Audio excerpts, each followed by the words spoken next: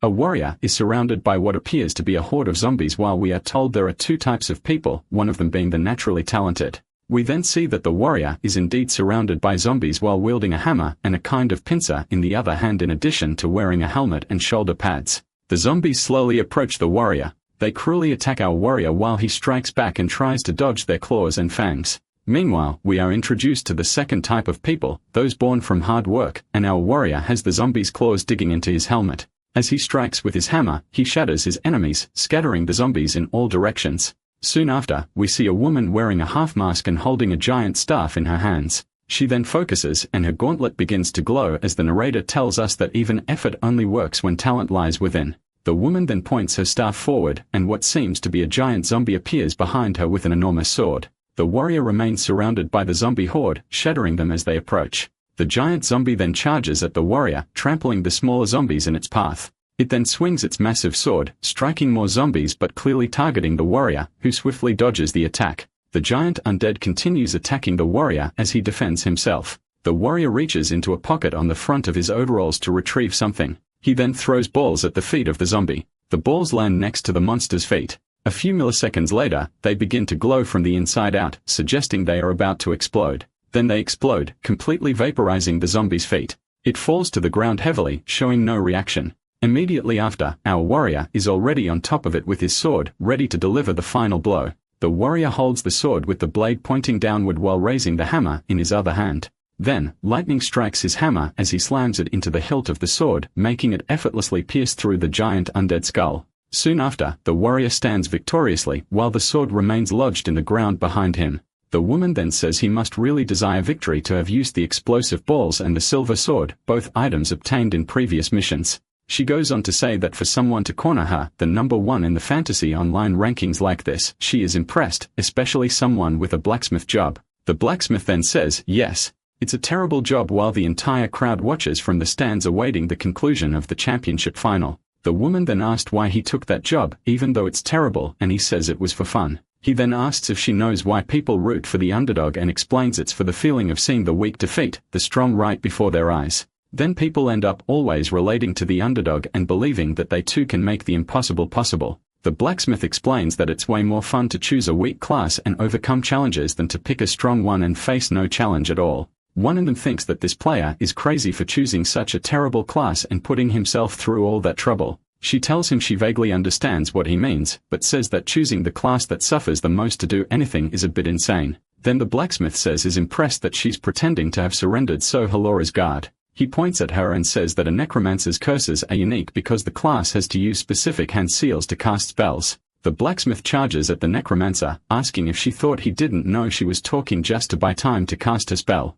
Next, we see half of the necromancer's helmet falling to the ground and shattering. She, having closed her eyes because she couldn't defend against his strike, slowly opens them and sees that he struck her anyway. Still not understanding anything, she's in shock and wonders if she's still alive. Looking at her status, she then sees that she still has 4 health points left. The blacksmith starts asking why she's still alive while she quickly points her staff at him and begins casting a spell. She then casts the spell called Ouroboros and the image of a dragon appears behind her and travels along the entire length of her staff. And from it, the dragon hits the blacksmith directly, sending him flying. Upon being hit, he curses as his hammer flies from his hand. The audience goes wild and is shocked by the sudden turn of events in the match. It is then announced to everyone that the winner of the Fantasy Online PvP season is the Necromancer and Guildmaster, Cian Lee. The Necromancer, leaning on her staff, thinks about how fast her heart was beating, thought it was going to explode. Then looking at the defeated body of the blacksmith, she thinks that he kept using ability after ability to keep her on the edge. Shefisu really lives up to the name the Crazy Blacksmith. The Necromancer comments that if that last hammer attack had been a critical hit, and then he tells her to stop talking. He says there's nothing wrong with the hammer and that it has a 98% chance of landing a critical hit and that eventually it just wouldn't. The Necromancer says that if you asked anyone, they'd say the blacksmith played better and that if they talked to the organization, it might change the result. The blacksmith tells her to stop talking, that she's pretty good at games and has a great personality. And then he yells that it's unfair, that he hates luck-based games. She then asks what his plans are if he wants a rematch. He then says no and that maybe it's time to stop. The Necromancer is surprised by what the blacksmith says. He then opens his game menu while the narrator says that if even hard work is a talent, there's a way to cultivate it forcibly. The necromancer begins to move toward the blacksmith when she notices he opened the game menu. We see the blacksmith with his iron helmet while the narrator continues, saying that surprisingly, there is no special training, only a feeling. A feeling we all have, a feeling that neither talent nor hard work can compare to.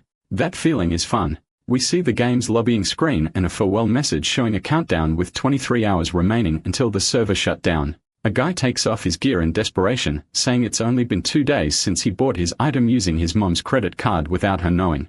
We then see a reporter at an event asking a girl who her favorite player is, and the girl answers that it's CEM Lee for sure. At a crowded event, the necromaniac at Guild says goodbye to their fans while someone asks Miss League to look at the camera for a photo. She then takes the microphone and says that to everyone who supported them until now, she thanks them for their support and that from now on, they are going to change. It was just another normal day at a subway station. 2 boys chat commenting on how cool the final was and that it was only that great because Se-Young Lee was fighting Tai-Hi and Kim. 2 girls talk saying there's only 1 month left of open beta and that one of them is going to try a weaver, while the other says she'll go bard and ask her friend for cute clothes. Boys running towards school talk about choosing a cool name while the teacher tells them to run inside because they are late.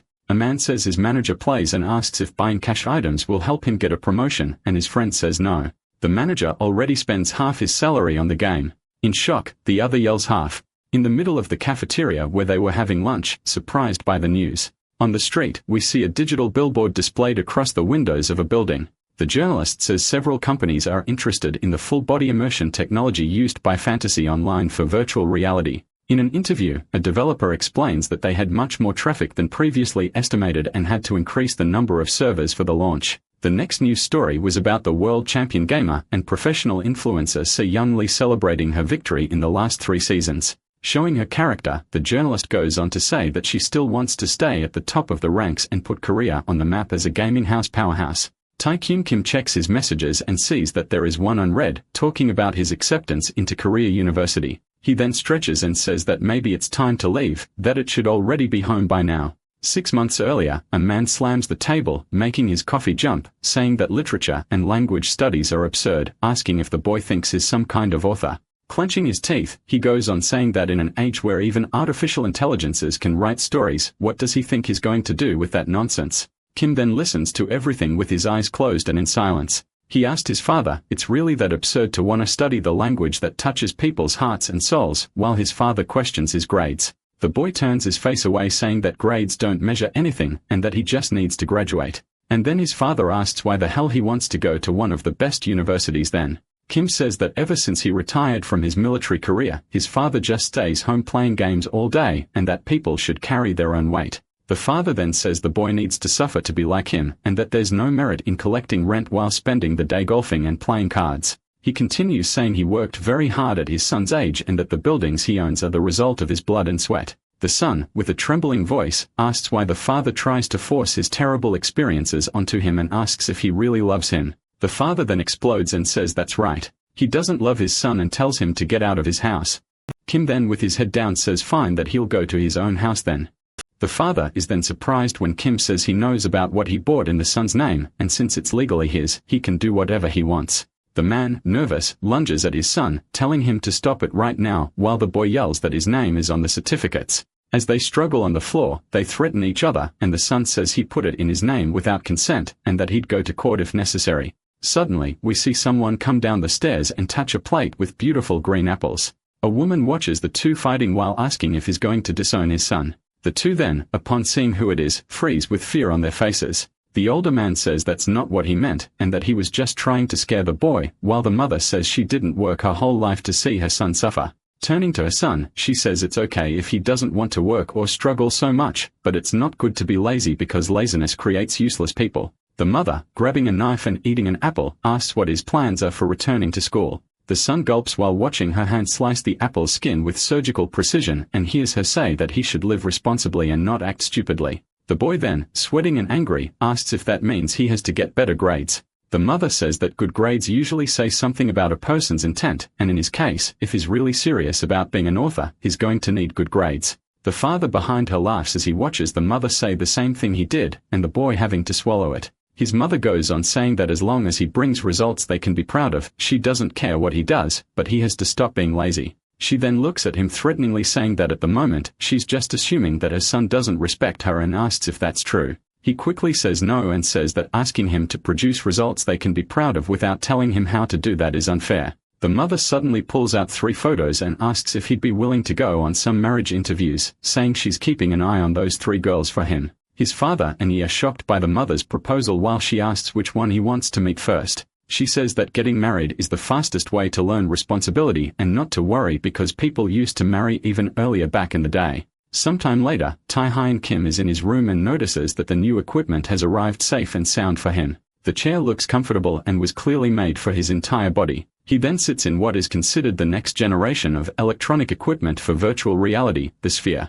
The boy thinks about the promise he made to his mother and turns on the sphere as it welcomes him. Next, he starts up the new game, Fantasy Online 2. He then blinks and finds himself flying toward the game's symbol. The game then asks him to say the name of his character, and he says his name, Tae-hyun Kim. Then the machine begins scanning his biometric data. He opens his friends list and wonders if that guy is online. As soon as he connects, another guy answers and asks what the occasion is, saying he can hardly believe Kim called him first. The person on the other end asks if he's calling from a VR and if he's finally going to play, while Kim says yes, that is probably starting late. The person then says again that the former rank 2 of the server knows what it means to start 3 months after everyone else, while Kim says he'll be fine.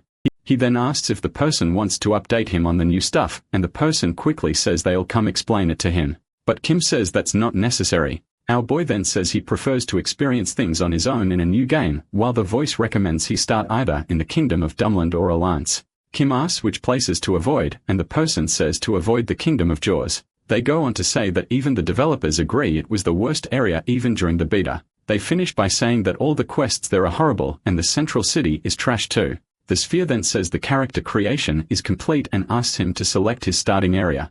With a smirk, he then chooses to start in the Kingdom of Jaws. The boy then starts to open his eyes and is startled by the brightness. Putting one hand over his eyes to block some of the light, he begins to understand where he is. He then stretches his hand toward the branches of a nearby tree. He's surprised by how real everything feels through his eyes and to the touch. He then sees a bird flying in the distance making sounds. He begins to walk through the area he appeared in. Next, he finds himself at the top of a stone staircase with a small village below him, wondering if that is the Hunter's Paradise, the capital of Jaws. Walking through the village, he's impressed by the quality of the game, which is at an absurdly high level. He thinks that if a terrible place like this city is so amazing, imagine what a really cool place must be like. A mage passing by then exchanges glances with him, and the boy sees bulging eyes and a faint smoke coming out of the other player's mouth. The boy is extremely startled while the mage keeps staring at him. Then the man continues walking like a zombie without saying anything. Our boy thinks to himself that he thought that person was just a regular map monster.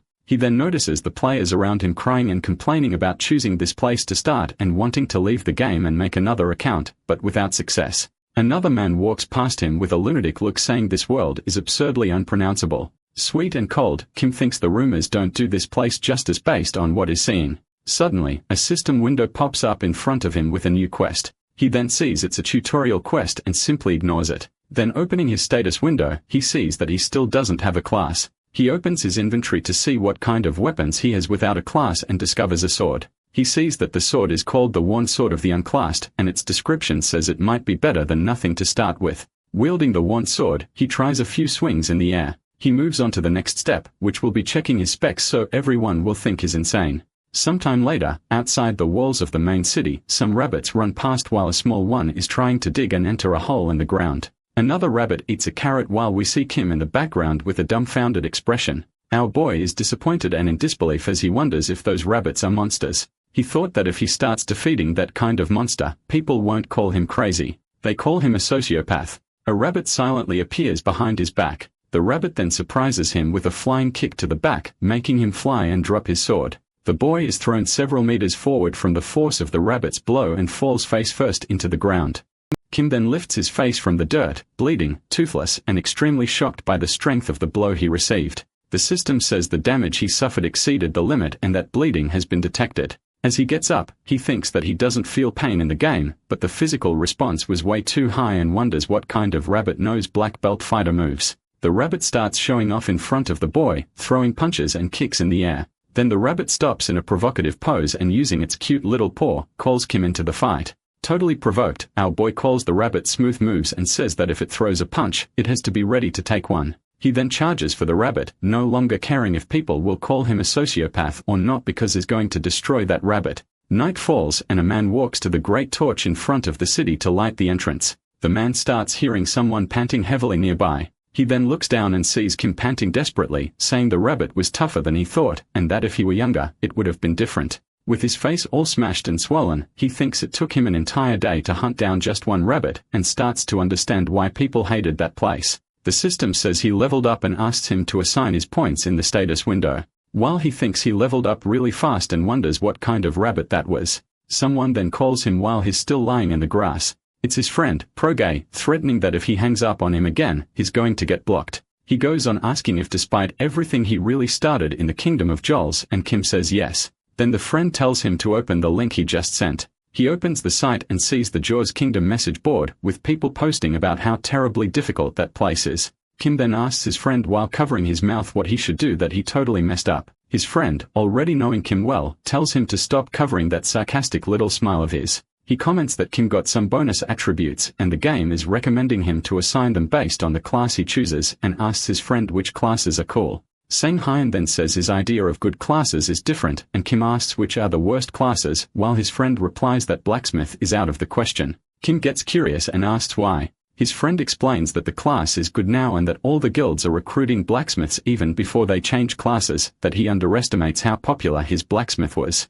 Sang continues saying he found at least 3 people with Kim's old nickname while playing, and Kim says that means the class isn't for him anymore. The friend asks if that means he still hasn't chosen any status adjustments yet. He explains that Kim needs to pick a class before setting his status adjustments for the role he wants to play. Things like charisma if he wants to lead troops or magic defense for mags, etc. Then Kim, obviously, asks what the most useless stat is so far. His friend answers that the question is easy. The most useless stat is luck. Kim then remembers his blacksmith from the original game, thinking that if that last attack had been a critical hit, he would have been the best player. His friend starts explaining why he should choose a good class and that luck is a stat that influences very little overall. But our hero will not choose a class. He then sits down while his friend is shocked on the other end of the line by the news that he's not going to pick any class.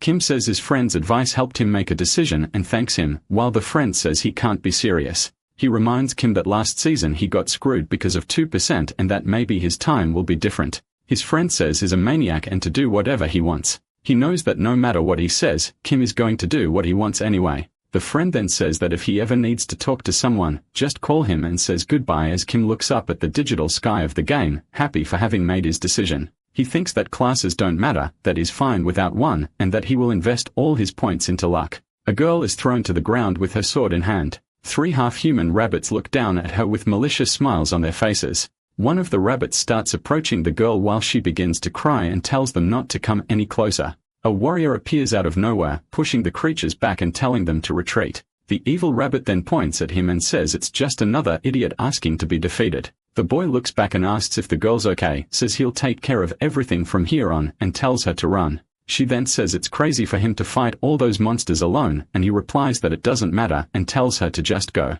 He says that an outcast like him who only suffered in life and ended up in the kingdom of Jaws, which is worse than reality, only got through all of this because of her smile. He continues saying that even knowing this world isn't real, he would hate to see the most precious person in the world to him get hurt. The girl asks why he's saying all of this so suddenly and calls him an idiot, while Kim watches from a distance. Looking more closely, Kim is all beaten up, eating something with a smirk on his face. Our hero thinks that they could be defeated together, and then says the boy is floating in a new game, but is watching reality inside a virtual reality. Kim thinks that on his second day, he defeated 10 rabbits on his own and that the meat from those rabbits was awful, while a chubby man stops beside him and says hello. He then looks to the side and notices the man's belly next to him. The man says he noticed our boy is really good at hunting rabbits. He introduces himself as Hunter Augusto and sees that Kim seems new to the game and asks why he didn't come looking for him until now. Absolutely shocked, Kim wonders if the NPC really spoke to him first. Then a system screen appears saying that the original quest had been changed, and the new text says to satisfy the curiosity of the NPC, Augusto, the hunter.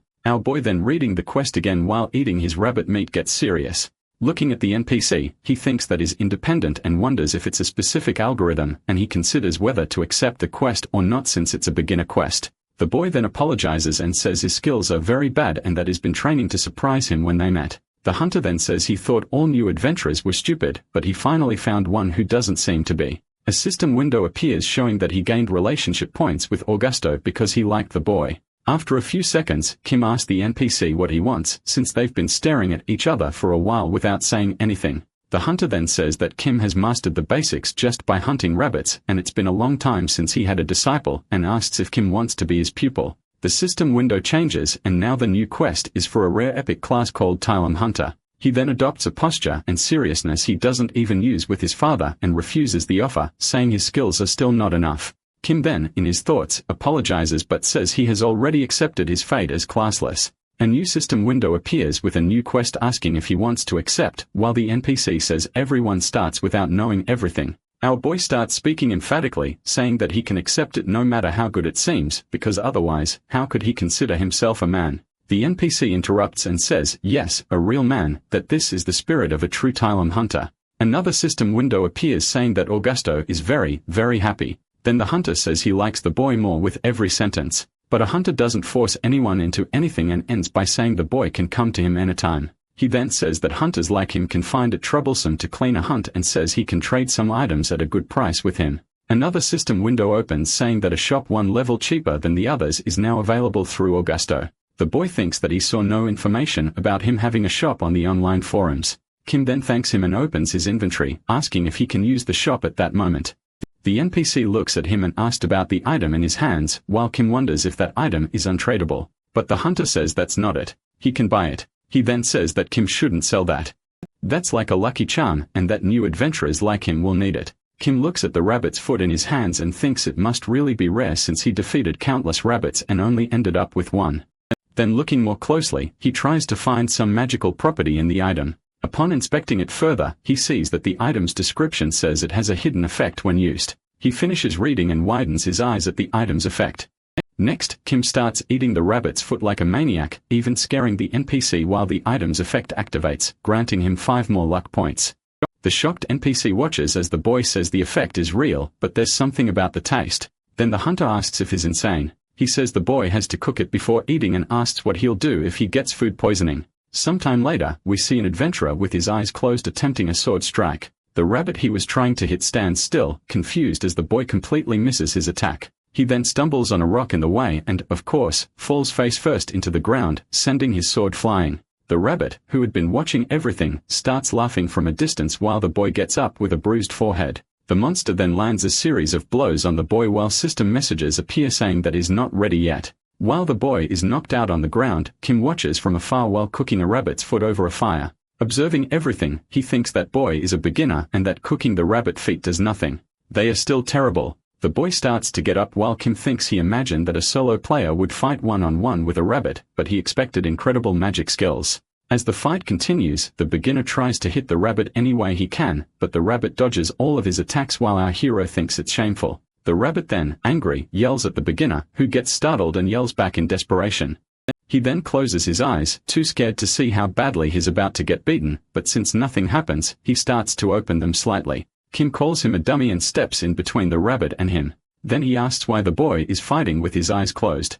Grabbing the rabbit's hand with one of his own, he says it's just a rabbit. It's not scary. Only the size is different. Right after that, the rabbit punches Kim square in the face for not paying attention to him. Kim tells the rabbit to stay still.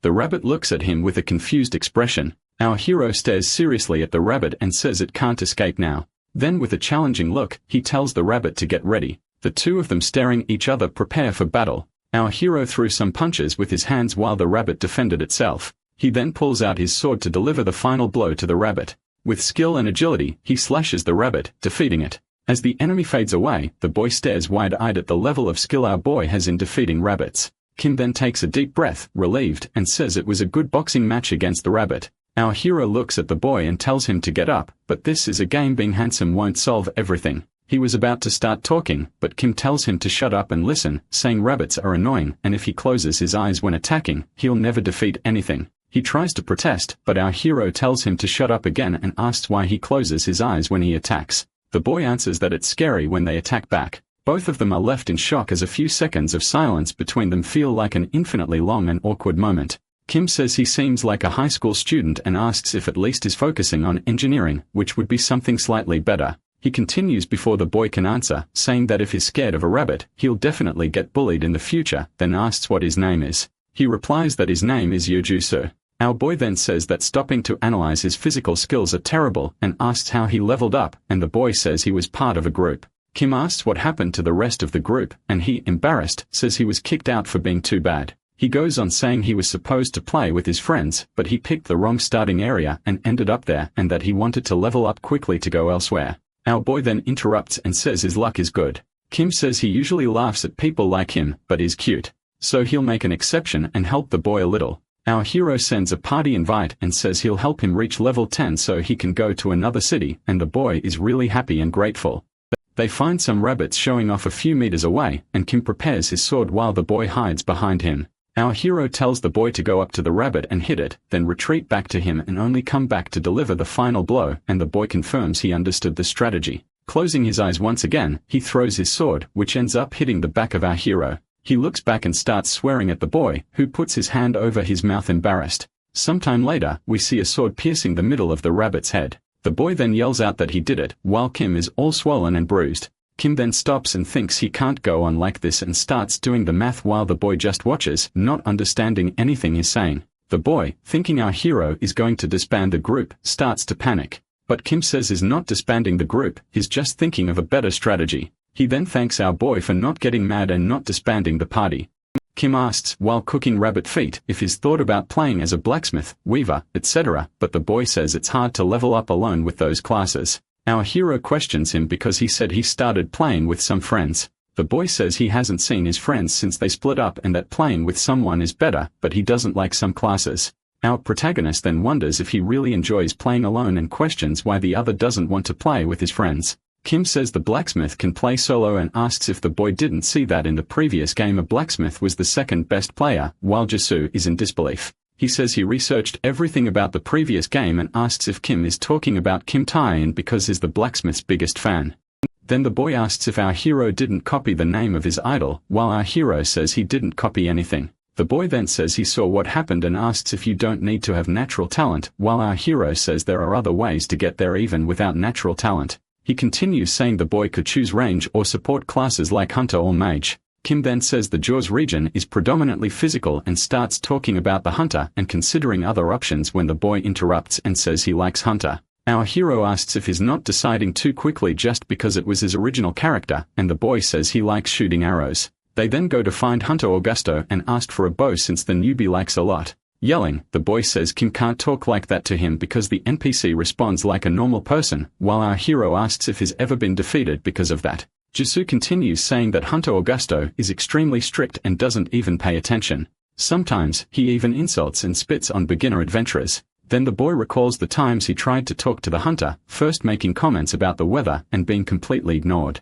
The second time, he managed to hunt a rabbit and ask if the NPC knew where he could sell the items, while Augusto said he didn't know with a face that didn't care. The third time, he barely let the boy start talking before walking off, saying he was annoying. Then he snapped out of his dream world when the NPC replies that if it's for someone he likes and said with confidence, then he knows it's a necessity. The NPC starts smiling and says that if he needs a bow, then it means he's finally made a decision. Augusto is very happy when he starts saying the name of the rare class Tylum hunter that he thought our hero was accepting, but is quickly corrected. Juicer finally has his bow and is analyzing it already with arrows in the quiver on his back. The boy becomes curious about why Kim rejected the class and points out that it must be one of the rare classes, and our hero says he doesn't want the class and that, yes, it is rare. Kim then stops to think that Tylum Hunter is a hunter class, and since the boy likes it so much, he asks if he doesn't want to give it a try. He then continues by saying that Augusto doesn't have a bad personality, but he needs to persist and be more polite for the NPC to eventually like him.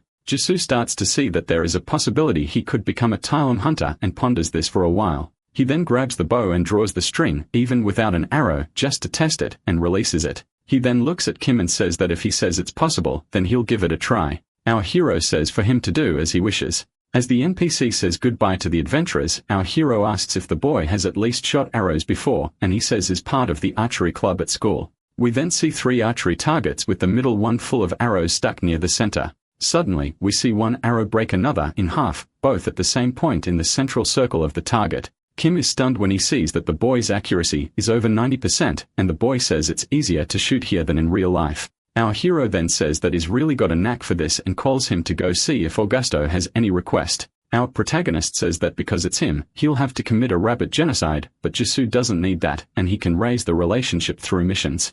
Augusto looks at the newcomer with narrowed eyes while the other avoids the hunter's gaze looking upwards. When Kim says he came to visit the NPC to see if he needs any help, Jisoo breathes a sigh of relief for not being defeated by Augusto again. The NPC then says that recently wolves have been getting too close to the village outskirts and that they asked the hunter for help. Then Augusto starts promoting the Tylum hunter class to Kim, who, realizing it's a trap, walks away and drags the newbie with him. A system window appears saying that Augusto is trying to push the mission of hunting the wolves onto them and that if they don't complete it, he will be quite disappointed. Jisoo notices that the mission reward is several question marks and asks our hero what kind of reward that is. Kim is worried about being forced to accept the class change and thinks about what to do to lower his relationship with Augusto, while Jisoo says the mission increases their relationship. Our hero then says they should go hunt the wolves first, and then if the boy levels up to 10, he can leave there. The following combat scenes are all of our hero landing critical hits one after another, which makes him question whether this should really be happening. He finishes what would be the 5th rabbit, defeated with critical hits, and sees a system message saying he's flying out of control. The newbie stands open-mouthed behind our hero as he sees the rabbits defeated in front of him. Kim thinks that defeating all the rabbits is stopping the newbie from gaining experience and that a small luck increase doesn't justify so many critical hits. Jisoo takes an arrow from his quiver and prepares it in his bow, while Kim is lost in thought about his sword. The newbie focuses as he aims at one of the rabbits ahead. A few seconds later, he releases the arrow, which flies quickly. None of the rabbits seem to notice the arrow beforehand, only one of them at the last moment seems to see it. The arrow then hits the rabbit's head, startling the others around the main target. As the rabbits grow angry seeing their friend fall to the ground, the system displays several messages: headshot, back attack, and critical hit. They both seem to realize what happened at the same time and stare shocked at the result of just one arrow shot by the newbie. They then look at each other still in disbelief at what happened. The newbie then gets uncomfortable with Kim's stare and asks what's going on, while the boy says he shoots so well it's surreal. Kim then thinks that this boy might be an archery prodigy. Then he slaps the newbie on the head and praises him for being very good despite being underage. The newbie gets embarrassed and our hero quickly starts teasing him, asking if he plans to become a handsome idol and have lots of older fans.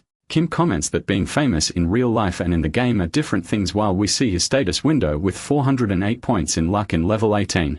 Our hero keeps talking about the boy being handsome, having a fan club, and starting to do live streams while we see Jisoo's status window at level 10. At night, we see a wolf howling with a moon in the background. The wolf's attention is then drawn to the side. We then see Kim and Jisoo walking at night while the wolf watches them from the top of a cliff, but the newbie looks scared. Our boy then starts talking about how if he gets defeated, he can just start over while the pair of glowing eyes watches him. A wolf flies toward him and his system messages appear showing that he took a back attack, but was lucky and dodged it. Kim has his sword in the wolf's mouth and wonders where it came from.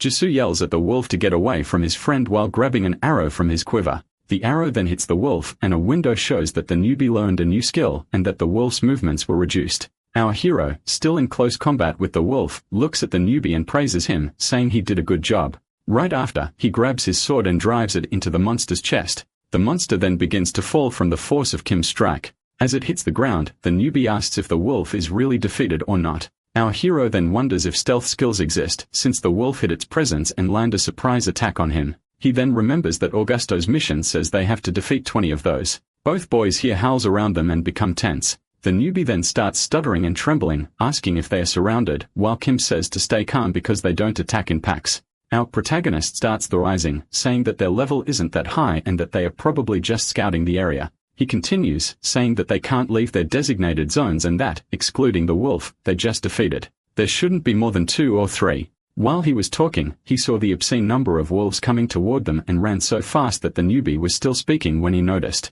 The two then start running downhill when the newbie passes our hero during a sprint. Wondering why Jisoo was so much faster than him, he realizes he didn't put any points into agility. Then, yelling at the newbie, he asks if he's going to run away alone and abandon him. But the newbie has already vanished from sight. Out of nowhere, while running, he felt something different happen and feels as if he's falling. Next, we see a system window informing that he has entered a dungeon called Front Basement Cave of the Tylum Mountain. Our hero and the newbie are on the floor of a cave saying that the hole they came from must be the dungeon entrance. In his thoughts, Kim curses the developers, saying they must not care about this area at all and didn't balance the place. Jisoo asks if dungeons are the places where monsters appear randomly, and our hero kind of confirms it. Kim says that secret dungeons are hard to find and that this is a good opportunity for them, while the newbie says they fell into a trap and ended up there. He continues saying that this wasn't luck, it was bad luck, and that they weren't prepared for this. But Kim says it doesn't matter if they are defeated because there's no penalty. They then start walking and reach a large hall.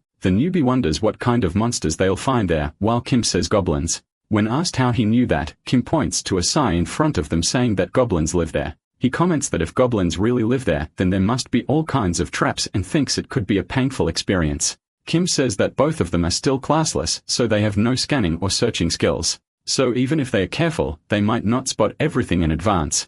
While our hero is saying that they have no way to detect because the dungeon is a bit higher level than theirs, the newbie steps on something that makes a noise. Both fall silent, shocked by the coincidence of the situation. Some arrows graze Kim's face and some saw blades pass along the ground, all with system messages saying they missed our hero.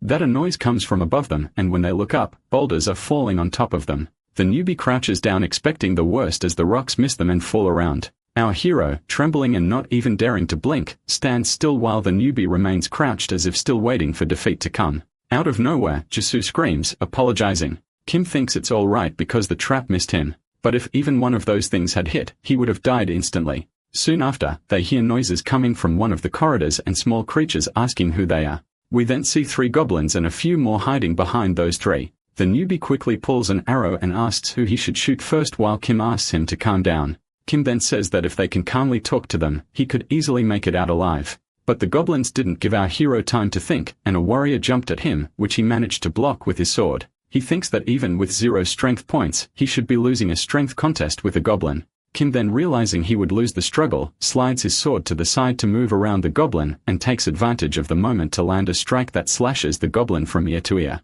Almost at the same time, a system window says he leveled up. Another window says he learned the skill Lucky Strike. Then a coin flips in the system and lands on heads, granting him double attack for 15 seconds and resetting all skill cooldowns. Kim is still in shock with everything happening and wonders what the hell Lucky Strike is. Then the coin flips again, landing on heads once more, repeating the previous effect but increasing his attack by 4 times. He then yells at the system, asking what kind of skill this Lucky Strike is. The system flips the coin a 3rd time as we see goblins charging at them in the background. Again, the coin lands on heads, multiplying his attack by 8. He then sees there's no more time as the goblins are already nearly on top of him. Kim wildly swings his sword, slicing goblin parts with ease as if they were nothing. Jisoo is completely and utterly shocked by the scene he's witnessing, while Kim, also stunned, starts to smile as he sees the destruction he caused. The newbie lands an arrow in a goblin's head while asking Kim what the hell he just did. The other goblins begin to scream to kill a human while he thinks that he has an absurd dodge chance and an incredibly powerful critical attack.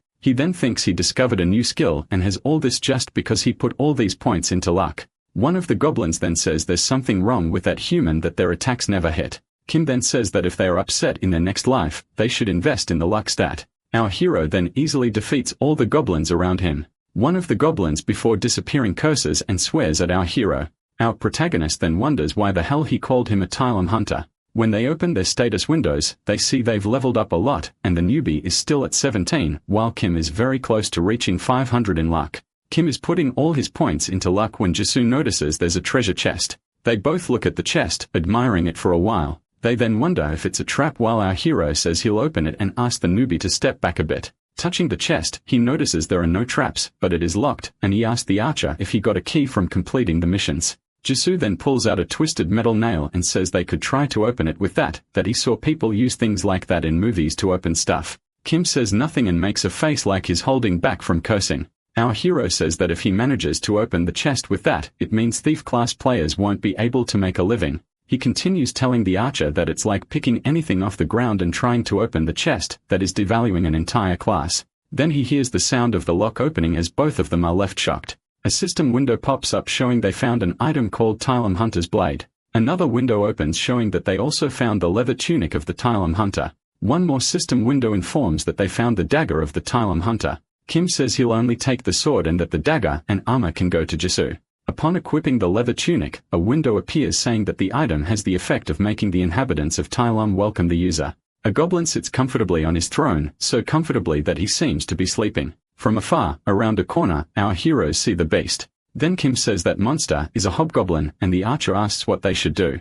Our protagonist then says that there should be goblin servants around the hobgoblin and wonders where they are. Jisoo says he doesn't see any goblins nearby. Out of nowhere, our hero stands up and starts walking, saying he's going to attack and asks the archer to wait there. While walking, he thinks that either the servants will appear when the battle starts or when the boss changes phase, and that they'll probably come from a side tunnel. Kim then uses his lucky strike skill to try to finish the fight as quickly as possible. The first time he flipped the coin, it landed on tails, which means he was unlucky. He flips the coin 2 more times, getting heads on both. Jisoo asks him what he's doing, but Kim just asks him to stay quiet and continues using his lucky strike skill. Then a message shows that after several flips, his attack will be multiplied by 16,384 times. Next, he draws his sword and thinks he succeeded 14 times in a row, which should be enough to end the fight in one strike. Kim starts approaching the monster, trembling all over. Jisoo, from a distance, says he looks like a new waiter serving a table, while our hero tells him to shut up.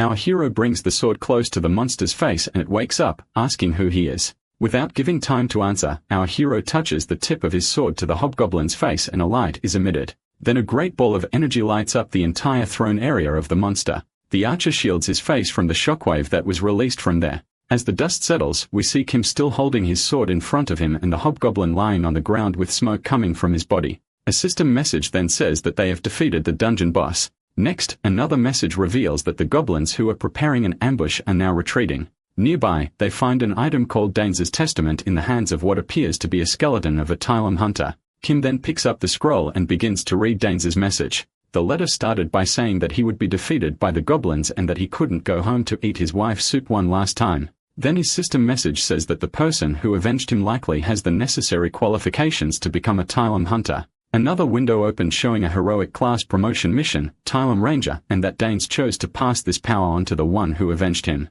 Jisoo is in shock when he sees the message asking him to confirm if he wants to accept the promotion to Tylum Ranger, a heroic class. Kim then congratulates the underage teenager and reminds him that just the day before, they were beating him up and now he can become a heroic class. And that has nothing to do with him, so the boy can use the promotion however he wants. Jisoo asks why he won't change classes since it's a unique opportunity, and our hero says the new class doesn't suit his style. He continues saying that even if he had the chance to change to a legendary class, he wouldn't do it because then people would only recognize him for having a strong class. The newbie then asks if that's really the only reason why he doesn't want to change to any other class, just to be recognized for his own skill instead of the class. Then he says, yes, that this is a game. He says that forcing a standardized lifestyle is already enough in real life, and that even in the game, the standardization of classes and items is already too much. Games are made to relieve stress, and following the paths others have already taken can sometimes cause more stress than relief. In short, he says that acting how he wants and being himself is the only way he enjoys playing games.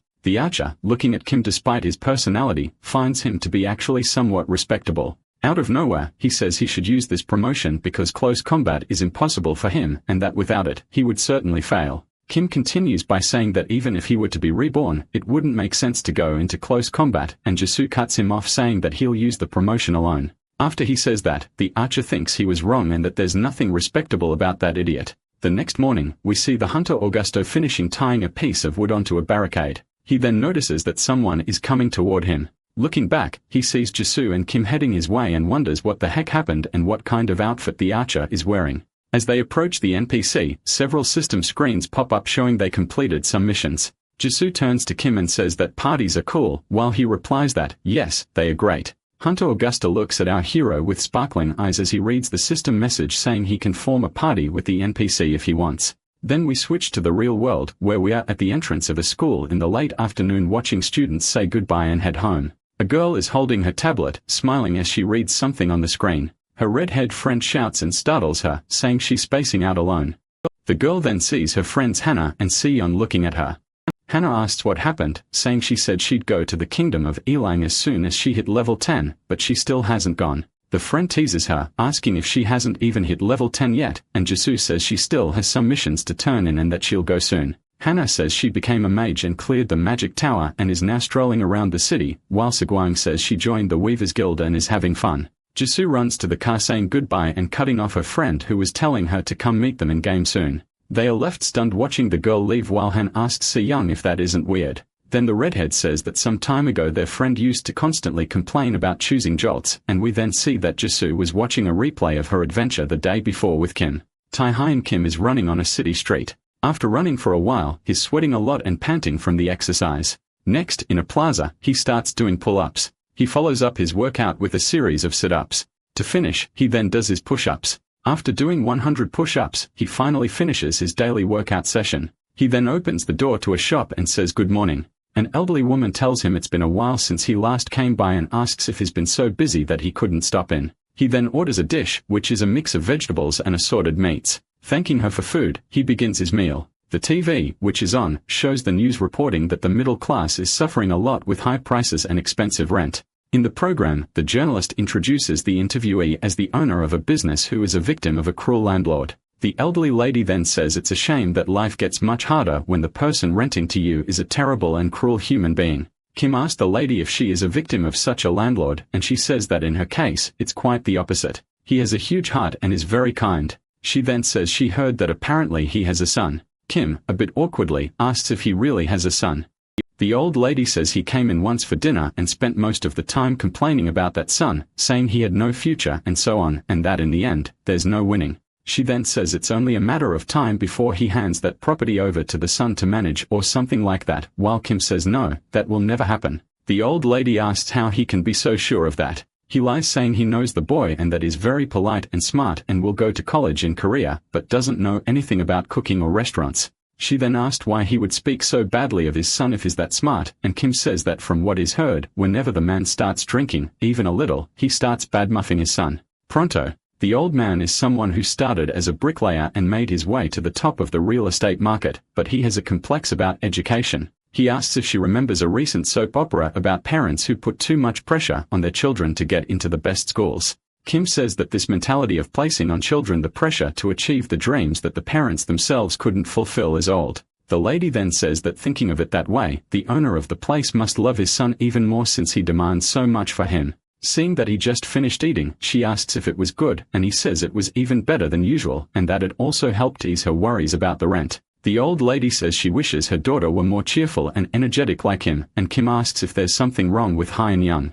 She says that the girl at her age doesn't spend any time outside with friends and only knows how to work, and she worries that maybe she'll never get married. Kim says it's not all bad to see someone work so hard these days, but the grandmother says she doesn't even have a hobby. The boy then thinks that must be why everyone is saying the food from that restaurant is getting better each day. The lady then looks at him and asks what kind of hobbies he has. He says he likes games, and the little old lady asks what kind of games he enjoys. Kim is then looking at his tablet at the item he put up for auction in Fantasy Online 2, a rare dagger. He then thought the auction was as popular as expected, and who would thought that the first item he made, just out of curiosity, would turn out so good because of his luck stat. Then we go back to 3 days ago where we see someone saying it's impossible they found Dine's body. We see our hero head down telling a woman that by the time they arrived, the hobgoblins had already done what they do. The NPC thanks him for fulfilling her late husband's wish, and a system window says his reputation in the city has increased. She then hands him a sack of gold, saying it's not much, but our boy refuses, saying he didn't do it for the money.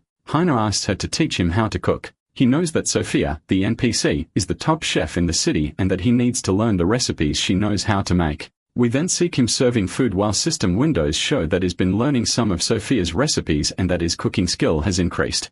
Next, we see our hero showing off, sprinkling salt on his food while hungry customers watch with mouths watering. The hunters who tried his food say the food is wonderful and that they feel stronger because the food gives a +5 strength buff. Finally, our hero manages to reach the recipes that give buffs, which is what he wanted from the beginning. The idea is that he supplements other attributes with food buffs while continuing to invest all his points into luck. His strategy of defeating rabbits and collecting their feet to gain more luck and earning skill points by making buff food was perfect. Our boy has his status screen open and sees that things are looking good. He has 960 points in luck, and at this pace, will reach 1,000 quickly. A young man arrives at Sophia's tavern and asks her where the best blacksmith in Tyrum is. Then we see a blacksmith shouting that this is no place for rookies to play with fire, that what he does, they are serious. A blonde warrior holds the blacksmith's feet, begging him to teach him, saying he'll do everything he can and asking for a quest. The blacksmith says he recognizes the warrior as the crybaby who kept complaining about doing 10 laps during training, while the boy says he must have gone crazy that day. Our hero watches from afar, wondering what could be happening for a swordsman to be begging a blacksmith like that, while the warrior keeps pleading. The blacksmith then notices our boy staring at them. He then asks if that isn't the famous kid all the hunters have been talking about lately and asks what brought him there. The old blacksmith then drags our hero into his shop, asking if he wants a cup of tea, leaving the warrior behind, completely ignored. The warrior then wonders what that boy did to become so well known, and the blacksmith yells at him, asking what he's still doing there. We hear the sound of hammering while we see smoke rising from a chimney. Then we see a hammer striking a glowing yellow steel blade. Kib is hammering and crafting his blade while the blacksmith watches closely with his pipe. Then the old man asks him if he really doesn't want to work for the blacksmith. While hammering the blade, he tells the old man that he thought a lot about it and only asked about the master because he had no other choice but to ask. The old man thinks it's a shame because that apprentice was clearly blessed by the gods and maybe he'll never meet another with such potential. He then asks the boy to stop what he's doing, saying that if he really doesn't want to become a blacksmith, that's the most he can teach him. Right after, he grabs a small chest and offers it to Kim. Our hero is surprised to see the small chest is receiving. The blacksmith says is giving him that gift because of the boy's intelligence and personality and asks him to stop by once in a while. We then see a red-haired man near a window with some food on his table and a candle lit. The redhead is looking at what appears to be a dagger on his tablet. While reading the dagger's description, he curses, clearly bothered by something he's reading. Then he wonders how someone could make a dagger with that much attack, no level requirement, and so many good stats using only steel. While thinking that it could be sold for a good amount of money, a blonde swordsman opens the door to the house. He then falls to the floor as soon as he enters. From the floor, he looks at the redhead, clearly crying and upset. Sometime later, they are sitting at the table while the warrior vents his frustration that NPCs and people are so similar and that he didn't get the mission he wanted. He talks about the blacksmith he went to for information because of the mission, saying he was particularly weird. Then he talks about Kim, saying he managed to get the famous orc skull grinder. The redhead asks if that's not a heroic level item and the warrior confirms, saying it was the weapon of the hero of Tylon. He then asks that to obtain the weapon, you don't have to complete the Tylon Ranger mission and says Kim must be a hunter, not a blacksmith. The warrior confirms and says he thought that too until he saw that Kim didn't even have the strength to lift the weapon. And the question that remains is how someone of low level has the level of a heroic class. He also complains about Augusto, the hunter, calling the NPC a bastard. The blonde says there's a mission called Rabbit Hunt Atonement that requires defeating 10 rabbits. But thanks to the rabbit exterminator, there were none in the area. The redhead then asks what's the story about the blacksmith hitting his sword with a hammer saying it would help him. He explains that the boy said he needed to level up his blacksmithing skill and needed his weapons, that he even pay for it.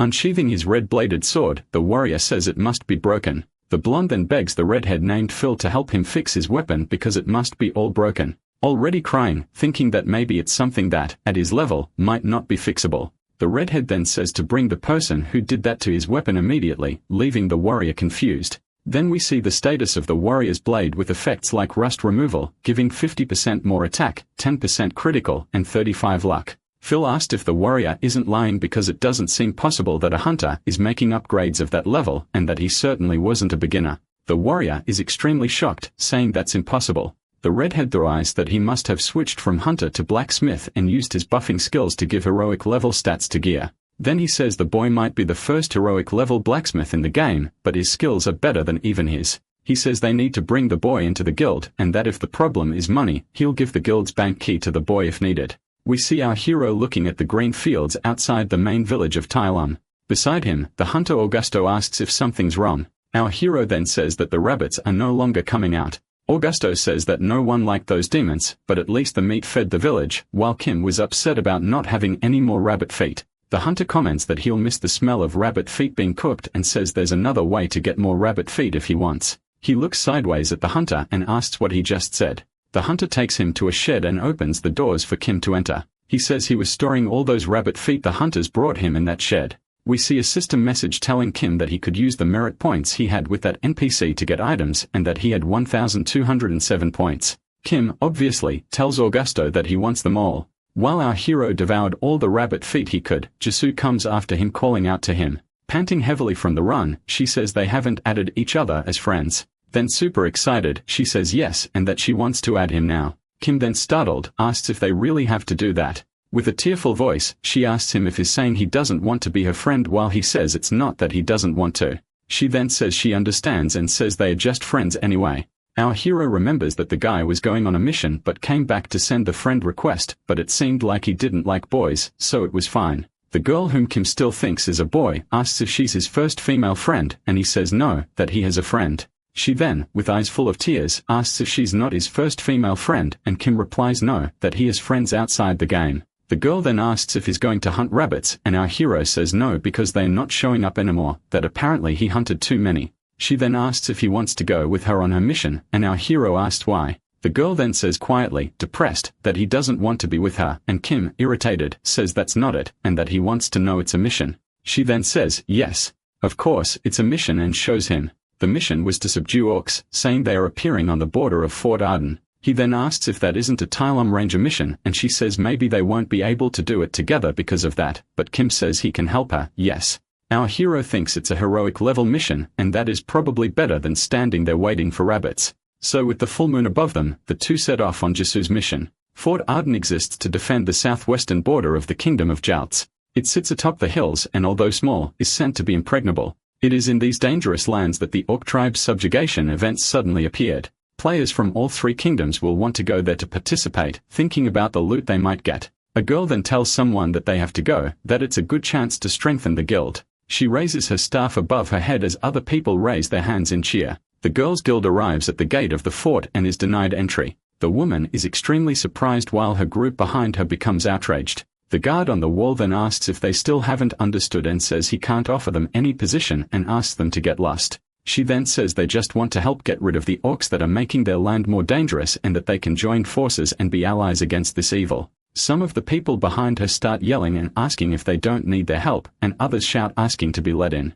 The guard then gets angry at the girls' talk about being allies and says that's nonsense. The leader says while the archers aim arrows at them, that none of them cared about the kingdom. That if they really cared, they would have come earlier. He then says he doesn't need the help of aristocrats who grew up with silver spoons to protect them and asks them to leave immediately. Then he says everyone except two people who are in the back rows. Someone asks for permission to pass. Kim then asks why it's so crowded if there's some kind of market there, while Jisu asks to be excused and says they'll pass through quickly. The people behind them ask why only the two of them can go through, and someone points and asks if her clothes aren't those of a Tylom hunter. The girl from before wonders if they are only letting users from the Kingdom of Jolts in and thinks it's not fair. Before our two heroes enter, the girl asks them to wait. Some time passes and it's night at fort. We see Jisu with a sulky face staring ahead. She then asks why he wants to help the people outside, if it's because the guild master is pretty, and he says it's just something temporary. Kim then says that even though she has a heroic class and he supports her with luck, they wouldn't be able to clear that mission alone.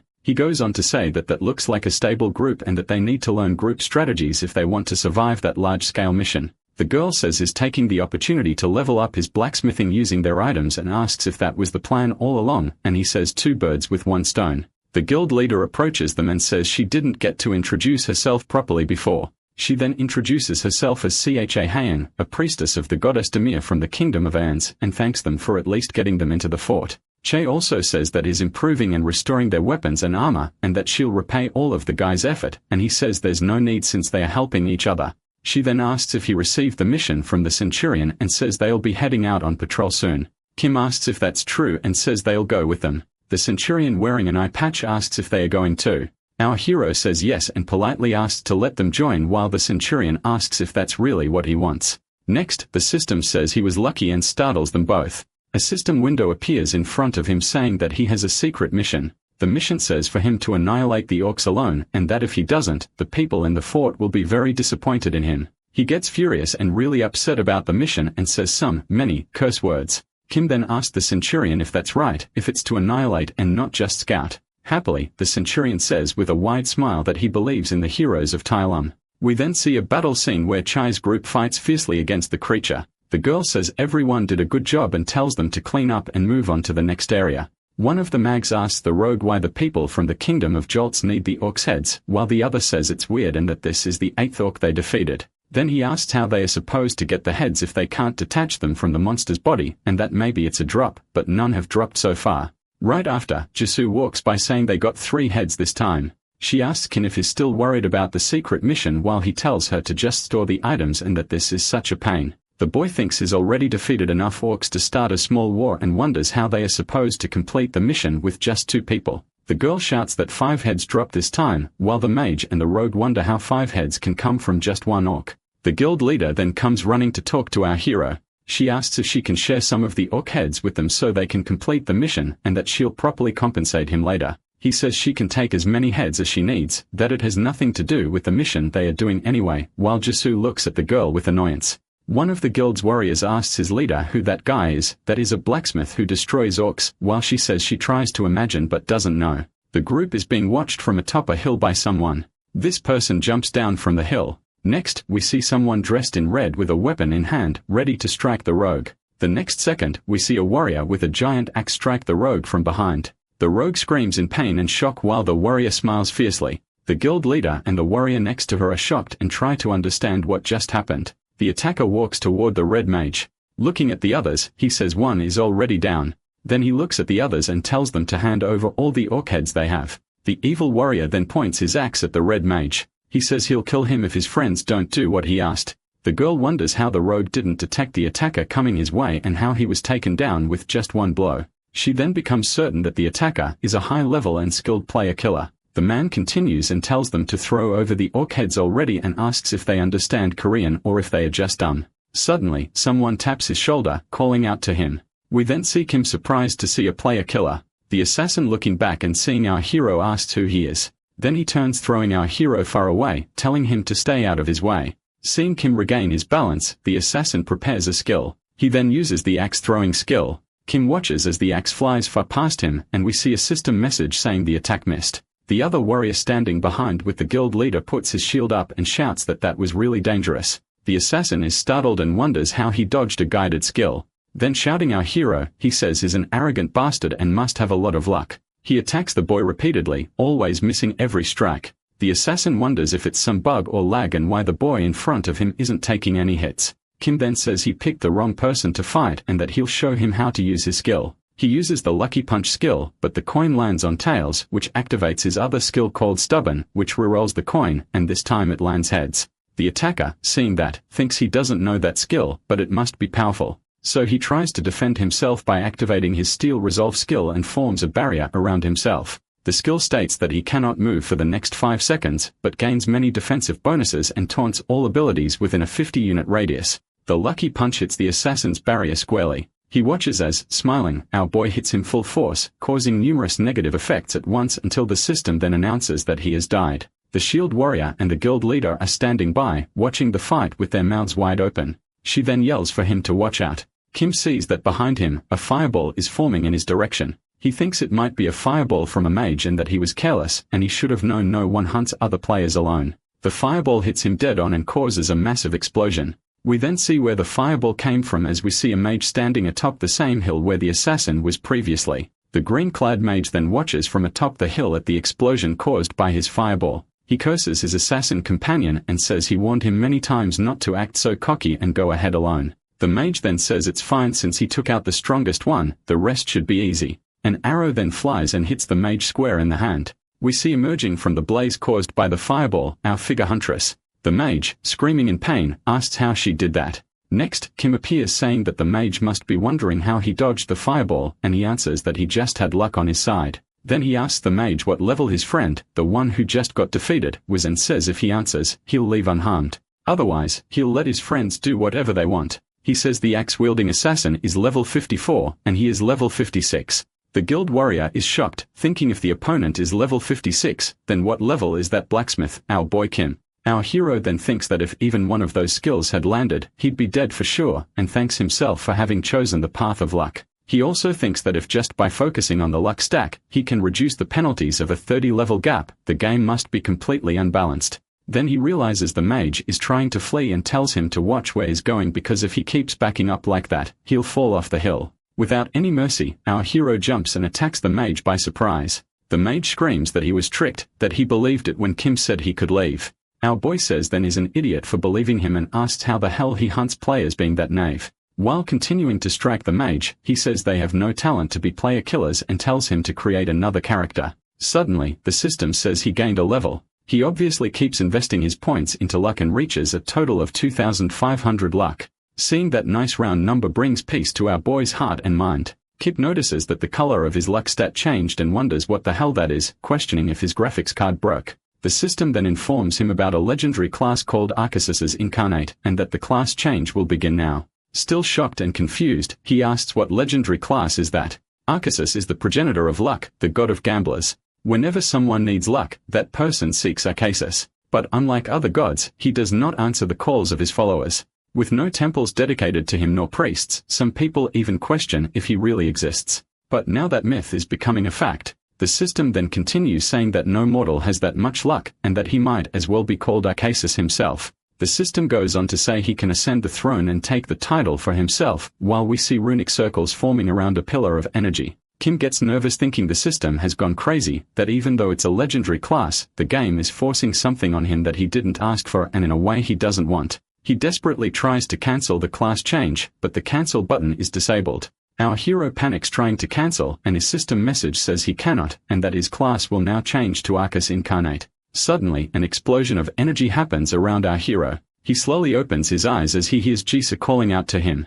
The girl asks him what happened and says he just suddenly lost consciousness. He says he gives up, and a girl asks what exactly he's giving up on. Then Kim says he's going to quit playing that game. Everyone around him goes silent, trying to understand what's happening. Jusu asks why he's quitting so suddenly, and the boy says he's quitting because he's no longer a classless newbie, and finishes by saying that now he has a legendary class. The girl asks why quit and says it's a waste to throw away all the effort he's made, plus he has a legendary class too. He gets frustrated saying he never asked for any class, and that the thing he hates most is strong people stepping on the weak. Kim goes on saying that if someone has to be in a strong class to be successful, then it's no different from real life, and apologizes for leaving so abruptly. He tells the girl that with her level and heroic class, she'll do great, says it was a pleasure playing with them and wishes good luck, then presses the log out button. Lying in his bed, our boy is still stunned by what he just did. Then he thinks that quitting so abruptly might have been a bit much, and there's all the effort and time he put in, not to mention having to create a new character and level up again.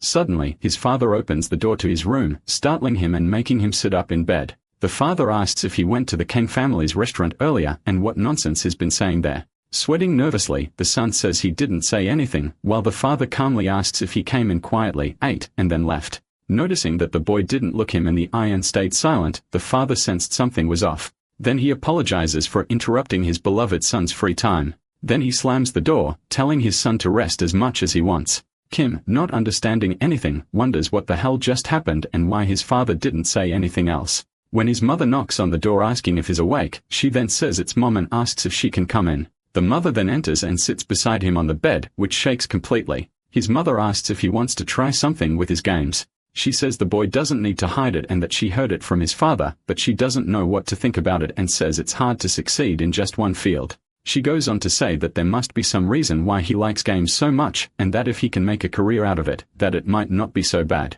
Kim wonders what the hell his father told his mother while saying to her that it's nothing big, he just likes to play games. The mother stands up and says that if he's just playing, then he should limit the time he spends on that activity. She then continues by saying that maybe he doesn't actually like gaming, because if he really did, he should take the chance and try to explore his talent in that area. Then she gives Kim 3 options, saying to become a professional gamer, a famous influencer, or stop playing and go make money in another field. Sometime later, Kim presses the power button on his sphere. The mother says that from now on, he should seek success, and as long as he's making progress, she'll do nothing but support him. But if for some reason he doesn't show results, things will be very different. The boy thinks that his mother didn't really give him a choice, that both options are work and work. His father then comes to the door and laughs, telling him that now he won't be able to relax anymore once games become work. He continues saying the boy would be better off in the army, and that if he starts becoming an influencer, they'll go have a drink later. The son then asks if using mom to launch a psychological attack on him wasn't a bit too much. The father says that's for him to learn not to mess with him again. The boy then sits in the sphere and says he'll play the game his father forced him to, and that he'll manage to do anything he sets his mind to. Back in the game and standing in front of Jusu, he says he thought a lot about things while she looks at him furiously. He also says it's a bit too much to stress about work and that he felt guilty for leaving the clumsy one behind like that. The girl says she can't trust him and that he might just decide to abandon her again and asked for his phone number. He says he'll give it later and that at the moment, someone important is waiting for him, and the girl asks who that person is. The boy says it's a friend, and she says he told her he was a solo player and that she was his only friend. Someone approaches and calls Kim Tae-hyun by name, making both of them look over. The woman says she's been waiting there a long time, and making someone wait like that when you're going to ask for a favor is just rude. Kim and Jisoo stare blankly at the woman. The boy, without moving, just asks who she is. Jisoo starts stuttering as she asks if he was talking about a female friend. She shakes our hero violently, asking if she's his girlfriend or friend with benefits while he says he doesn't have a girlfriend and asks what the hell is going on. A few minutes later, Jisoo asks the girl if she likes to travel, and she says not lately, that she's enjoying playing this game. Then the beautiful girl says that she's pretty and that people are always asking her out.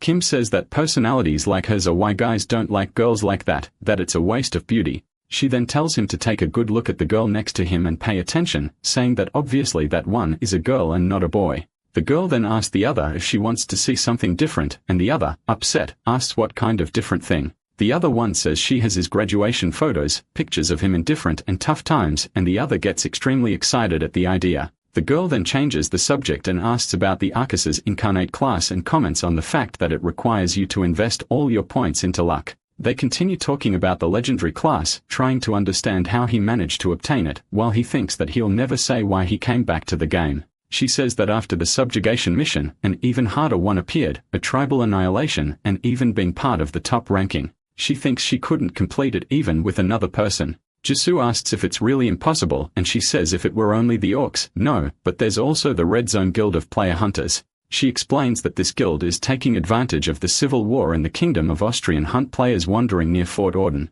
She continues saying that they are increasing their numbers because of the subjugation mission, and even though they are not the best, they can't be ignored. Kim says he thought she only did pole dance and stuff, but that she's also smart, while she says she's quite a well-known influencer. Jisoo is shocked to learn that she's really famous while the girl shows the content she makes, and our hero sees it on another screen. He's stunned by the number of influencers for everything and sees another guy doing a mission for a legendary class among other streamers. Kim gets a bit annoyed and thinks that making money while playing isn't really his thing. The girl thought it was a total waste for him to have that class. She says he's really good as the second best blacksmith, and he says he's even thinking of opening a shop and that she could use her popularity to attract customers for him. The girl is shocked, asking if that's the only reason he called her while he says he was joking and that actually the buffs wear off after a while. He then says that to learn even better blacksmithing skills, he has to transition into other classes, and he doesn't want more classes. She asked about the hammer he pulled out of the box that the blacksmith from the starting village gave him, asking if it was because he felt he owed something to Kim. He asks if she has any enhancement stones and asks her to give him one. The boy says that this is the only skill that still has potential to grow, but it's the most basic of all the enhancement skill. Our hero then manages to transform his ancient hammer into an ancient hammer +1, and the system shows that his enhancement skill increased. He then says that numbers don't lie, whether it's the number of times you've tried, the number of stats on crafted gear, etc. But if you fail, we then see a browser screen open on a popular streamer's channel, showing a live stream of someone saying they are going to attempt a legendary enhancement. The blacksmith, Lucas, thanks the guild members and viewers for donating a massive amount of enhancement stones and probability increasing items. He then says that the chance of successfully enhancing to +7 is less than 1%. Lucas thanks everyone again who's there taking part in that gamble with him, and that without them, he wouldn't be able to keep going and would have given up. Blacksmith Lucas then thinks that it's too easy that way. He gets to enhance his own gear and his skills without spending his own resources. He then prepares for the big moment where he'll become more than just a game icon, but ascend and become a symbol for all blacksmiths in history. So hammering a cheap leather shoe, he finally manages to put the equipment at +7. Lucas waits for the system to notify his achievement as the first person to reach +7 on an item, and nothing happens. Meanwhile, the people in his chat go wild asking what happened and why the legendary tag didn't appear. He is in shock and asks himself what happened, understanding nothing. Elsewhere, far away, we see Kim holding his ancient hammer that glows and emits smoke. We see the system window saying he managed to enhance his ancient hammer to +7. Another system window appears saying that because he got 7 consecutive successes, he received an extra bonus, earning the title of +7 Enhancer. He's then shocked to read that for being the first person to earn a title on the server, you will gain +25 to all attributes. Another window says that obtaining a +7 item must have required an enormous amount of patience and enhancement materials along with, of course, luck. Looking at the enhancement skill, he reads that it increases the item level by 1 when used, and his luck is increased by 25%. He then tells the girl that he managed to get an item to +7 and that now he has a title, making the girl freak out and scream +7. The girl is extremely shocked, wondering about it, and concludes that if he got a title, he must have been the first on the server. Kim then asks her for more enhancement stones to take the hammer to +8, and she goes crazy saying he used over 100 stones and asks what he'll do if it fails. He then says it's fine because the item has a property that says it can't be destroyed by ordinary means. The girl in shock asked if he chose to enhance that item because of that status, because it was corrected, and if it fails, the item will break like any other. She continues saying that even the gods are gambling when they enhance their items and tells him to wake up. The boy, storing his hammer, asks if that's really true while she confirms. The two of them hear some sounds coming from outside the fortress. Outside, a warrior with golden armor and shield is fighting orcs. They leave the room they are in and ask their friends on the wall what's going on.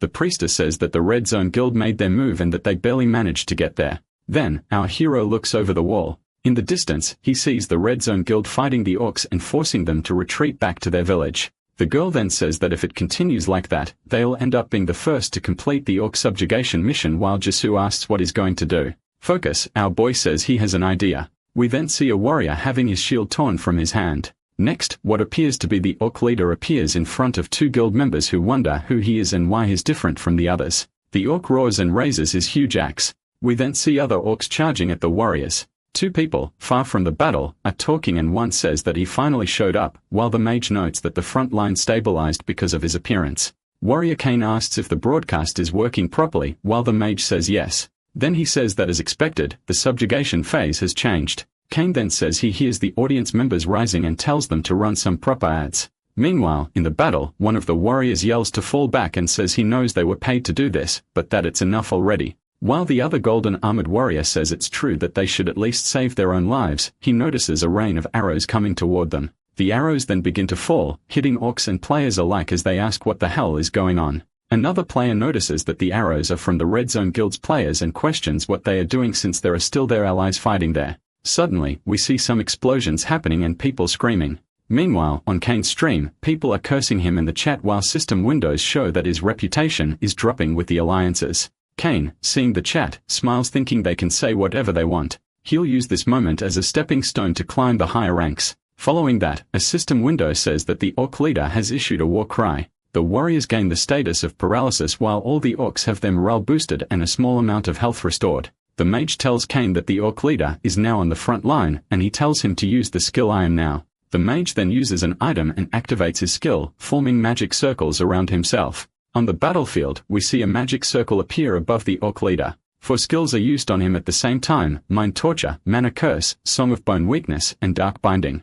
Kane then, with his giant sword, tells everyone to back off because that target is his. Someone then speaks behind him, asking if that's the guy that once standing there. Then the warrior looks back as someone continues saying that was the man who harassed him. We then see Kim with a crying voice pointing at Kane and telling the centurion that he stole all his money. The centurion then approaches and asks if what the boy is saying is true. Kane has a dumbfounded look on his face as he wonders what is going on here.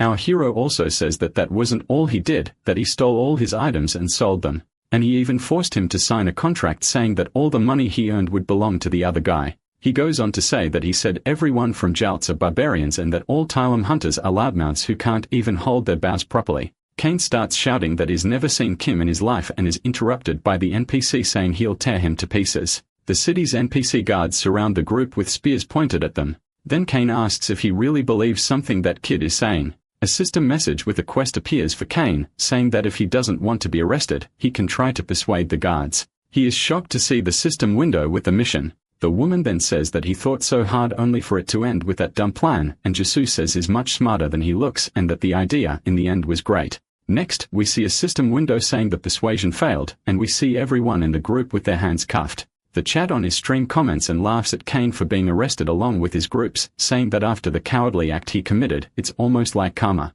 The woman then looking at Kim says that he really is a guy full of tricks. The two of them then run off while he asks the girl to cover his back, and she says it's been a long time since they fought side by side like that. Through Kane's stream, people recognize the woman as Sayu and tell her to get rid of the ugly guy next to her. Sayu, extremely skilled, dodges strikes from one orc while hitting another. Then we see her dancing between 4 orcs, dodging and landing fantastic blows. She then stops with a thud on the ground as we see orcs flying around her. Looking up, she sees one of the cameras filming her. The girl then blows a kiss to the cameras, sending Kane's stream audience into a frenzy. Then the orc leader locks eyes with our boy. He says he can sense divine power is coming from Kim, which surprises him. While Kim wonders how he knows he's an incarnate, the leader says he has the best eyes and is among all the orcs. Rushing quickly toward our hero, he says that no human will ever be able to deceive him. Our boy is thrown far away even though he defended the leader's strike, such as the orc's strength. The woman then says she warned him not to get into unnecessary fights while he defends himself, saying the orc attacked him first. The orc leader thinks it felt like he barely touched a leaf of the tree when he hit the boy. He then charges again with his side swing that destroys a nearby tree and a downward strike, both of which our hero dodges easily. The orc says the boy is using some very strange skills. Then he asks if the boy thinks he's the only one who can do that. The orc's hand glows and the boy feels something pulling him. Suddenly, he begins to be dragged toward the stronger leader while thinking this might be a provocation skill. The boy manages to duck and slide under the leader's axe while being pulled, but thinks this isn't good for him. Trying to stand, he thinks it's hard to dodge that skill. The orc then shouts at him, challenging the boy to dodge again. Then the boy has an idea to take advantage of being pulled and attack instead of dodging, flying forward with his sword and hand toward the leader. He shouts lucky strike, 5th interaction. Our boy is surprised as his sword strikes the orc's chest armor, while the orc asks how the human dares. He continues asking how he dares to think he can pierce that armor of his. The boy then says it seems the orc has very good equipment. He then pulls out his ancient hammer, saying he's going to use some good things he has too. As he draws the hammer, he thinks that item has a title attributed to it, and it's time to show its worth. The orc, charging at Kim, asks what he plans to do with a toy like that. He then shouts as he uses lucky strike, 7th interaction. Our boy hits the orc's chest armor squarely, which slowly starts to crack and explodes, completely destroying not only the armor, but also the weapon. Shocked, the orc watches his weapon being completely destroyed. Also shocked, Kim sees that he completely destroyed the orc's armor. Then his system message says he has obtained a new title called Equipment Destroyer. While the orc is on the ground crying over the meteorite metal armor with a recipe passed down through generations, our boy is looking at his ancient hammer. He thinks the weapon is extremely simple but effective and looks at the orc, ready to defeat the monster. Then he slams the hammer down furiously on the orc, who barely feels a tickle. Both he and the orc notice that the hammer didn't cause any damage to him. A system window appears showing the following sentence. The ancient hammer cannot cause harm to any living being. Finally, Kim understands that the hammer only causes damage to inanimate objects or items. The girl warns him that someone is coming while he thinks he should already guess that nothing is normal inside that game. When he looks back, he sees Kane running toward him. As he gets closer, Kane notices that he broke the chain of the shackle that was restraining him. He then grabs his sword while the chat from the live stream starts asking if it's really him and how he escaped from being imprisoned and how he broke the shackle. Then he uses the skill Blood and Rage quick attack, cutting the orc leader in half. Someone from the chat says is really stubborn for doing all that just to land the final blow on the boss. With anger in his eyes, Kane yells that the enemy is his, that he will be the one to land the finishing blow. Kim then pokes him with his sword, asking who he thinks he is to believe he has any right there. While Kane asks if he plans to go against him to the end, our boy replies that it's actually Kane who's going against Kim, that he planned everything and put in all the effort. They then start arguing about who has more right to the kill, until Kim says that's exactly why he was imprisoned because of his arrogance. He questions what the man is doing there if he was locked up by the Jolts, and Kane says that wasn't enough to keep the great Kane imprisoned. Kane then remembers and asks how he dares to falsely accuse the warrior of all that. He goes on saying that this will be the last day he and that orc are alive, while our boy points behind the man. When he turns around, he sees the orc extremely furious after taking the hit from Kane. With extreme hatred, the orc says he will kill a human. Then, we finally see a system message saying that Phase 3 of the orc's subjugation mission has begun. Kane is thrown to the ground, still holding his giant sword from the force of the blow he received. The orc leader roars in fury. He charges at Kane and lands a series of strong punches, making his sword fly away. Kane thinks it sucks to have to die that way, while he takes the orc's powerful blows. The orc leader brings his hands together over his head, preparing the final blow while saying, "You will pay with your life for the sin of underestimating the orcs." Then with his eyes red with rage, he suddenly feels something on his back.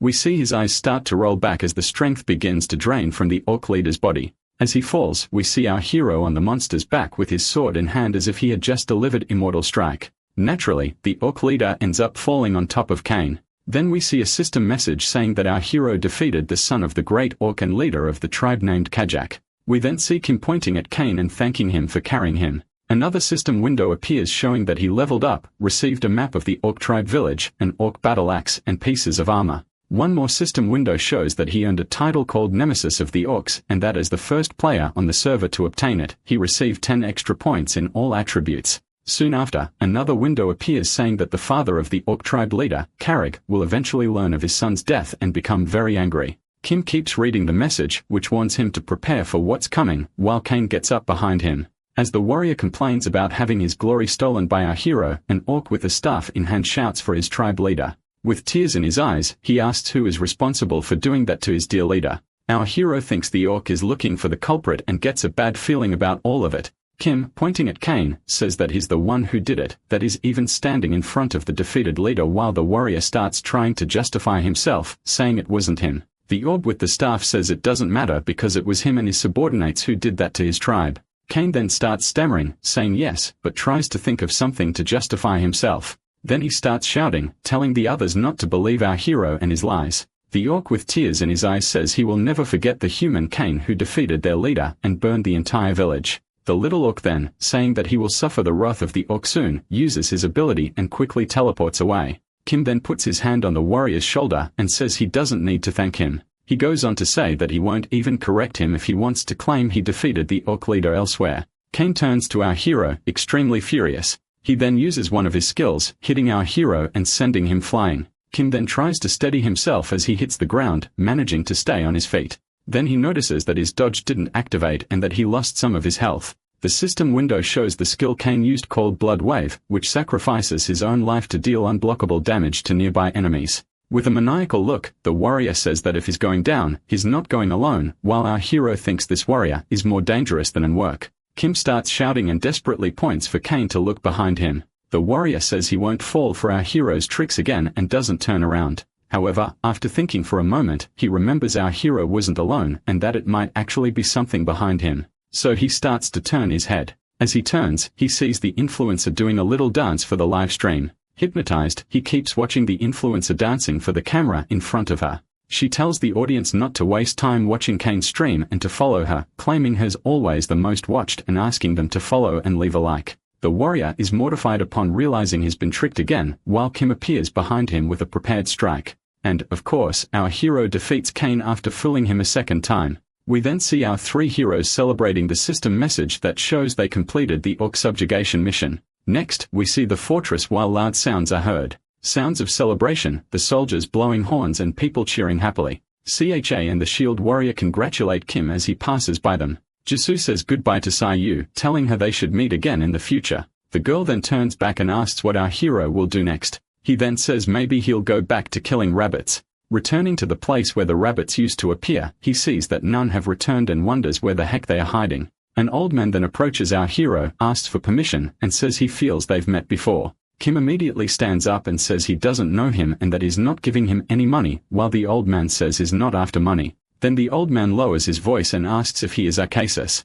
Our hero asks again who the heck he is and where he heard that. A mission appears on a system screen informing that the gambler film has always believed in Arcus, even without gaining anything from it. It continues by saying he convinced others to believe in Arcus, who has no temples or followers, and asked him to follow and meet the other believers. After reading it, Kim understands that this mission is from his legendary class. He then tells the old man that he's kind of right. The old man then bows before him and says he spent his whole life searching for his god, while Kim tells him to stop, that it's embarrassing. Jisoo appears walking nearby and tells our hero she's back. He then asks her what reward she got from the mission, and she says she got that armor and some skills. She continues saying that he liked the fact that she completed the mission so much that he praised her a lot. Kim thinks that all he got was a beggar as a follower and that anyone looking at the two would think she's the one with the legendary class, not him. The girl then asks who the old man it is, and he says it's an NPC who came to give him a quest. The old man then says he will guide him to the place if he wants. Our hero then asks where the others are, and the old man replies that it's in the kingdom of Adalai. He then asks if it's very far from where Jisoo's mission is taking her. She says it's no problem, that this time she'll help him, while our boy asks if she received her next quest or not. The girl replies yes, and our hero asks where she has to go, and sadly, Jisoo replies that it's in the area around the kingdom of Zoltz. Kim asks why she's following him, and the girl says it's because he helped her and she wants to return the favor. But he says he only helped her because he had nothing better to do at the time. The boy says that she already has her heroic class, that she has her mission, and tells her to go and do her best, that he'll be fine. The girl then thinks for a moment, eyes tearing up, and asks if they can meet next time. Kim, embarrassed, tells her not to say it like that it's just a game, and they can get in touch whenever they want. Then going with the old man, he says goodbye to her. We see snow-covered mountains in the background. Next, we see old man on a horse and our hero being carried in a cart. The old man looks happy and content, while Kim looks irritated and bored. He remembers Felma saying he would guide him all the way and that he wouldn't have to worry about a single thing. So our hero thinks he seems confident, but he needs to stay alert. Especially since the only cart he had was that rickety thing they were using. Then two system messages appear saying that the left wheel of the cart is about to break and that he should stop to repair it. The other message says the cart will keep moving even with a broken wheel, but accidents may happen. As soon as he finishes reading, he starts yelling for the old man to stop, and the wheel makes a terrible noise. Stopping the cart, Kim says the wheel is in bad shape and they need to fix it before going any further, while the old man says it's still fine. The boy then threatens to use the old man's head as a jack to lift the cart. While they were arguing, a loud howl pierced the air. Our hero asks what that sound was and the old man says there are monsters in the area and it was probably a black-striped wolf. Kim then asks how strong they are and the old man says one hit is all they need. Then the old man gives a dark look as he finishes the sentence saying that to take it down, it only takes one hit. With a hammer in hand, our hero smacks the NPC on the head. We see a system message saying to repair the cart with a crack. While our hero aims a hammer at the wheel, another message says his incredible luck will guide his hand. Then he gains a new skill called Divine Premonition, which says that through the abilities of Arcus, he will show the way. Our hero realizes that this ability shows the spots he should repair and the spots he shouldn't touch. Curious, he wonders what happens if he hits a white area and then gives it a light tap with the hammer. Obviously, he completely destroyed that part of the wheel. Afterward, he noticed the area had turned red. Sometime later, we see the system message saying that he repaired the wheel, the interior of the cart, and that his skills in repair and blacksmithing have increased. Kid Dom holds his hammer proudly, satisfied with his work, while the old man looks amazed at his skills by his side. Another system message says he gained a new skill called mechanical engineering. Our hero is surprised and happy to gain such a useful and unexpected skill at that moment. He gets nostalgic, and the old man quickly notices and calls his name. But our hero explains that it's okay. He just remembered something from his past. Kim asks what kind of people the followers he gathered are, and the old man doesn't quite understand the question, while our hero follows up asking her classes and such. He then says there's someone named Nectarn who is part of the royal guard. Bartmoe is surprised to have someone high-ranking among the followers and asks whose royal guard he is and if it's from the kingdom of the Thalai. The old man then says that, at the moment, he's retired, and our hero says he should have started with that information. Then Kim asks if despite being retired, he must have a high skill level, but the old man says he hasn't trained since retiring. The old man says Nectarn was a guy who got chased after being caught betting his armor and weapon and that he can't guarantee his skill level at all. Continuing, he says he's not the only one he managed to recruit as Kim's follower, that there are others too, while our hero is completely disbelieving in this group. Our hero says ironically that the next one must be a man wanted by the kingdom, and the old man gets startled, asking how he knew that.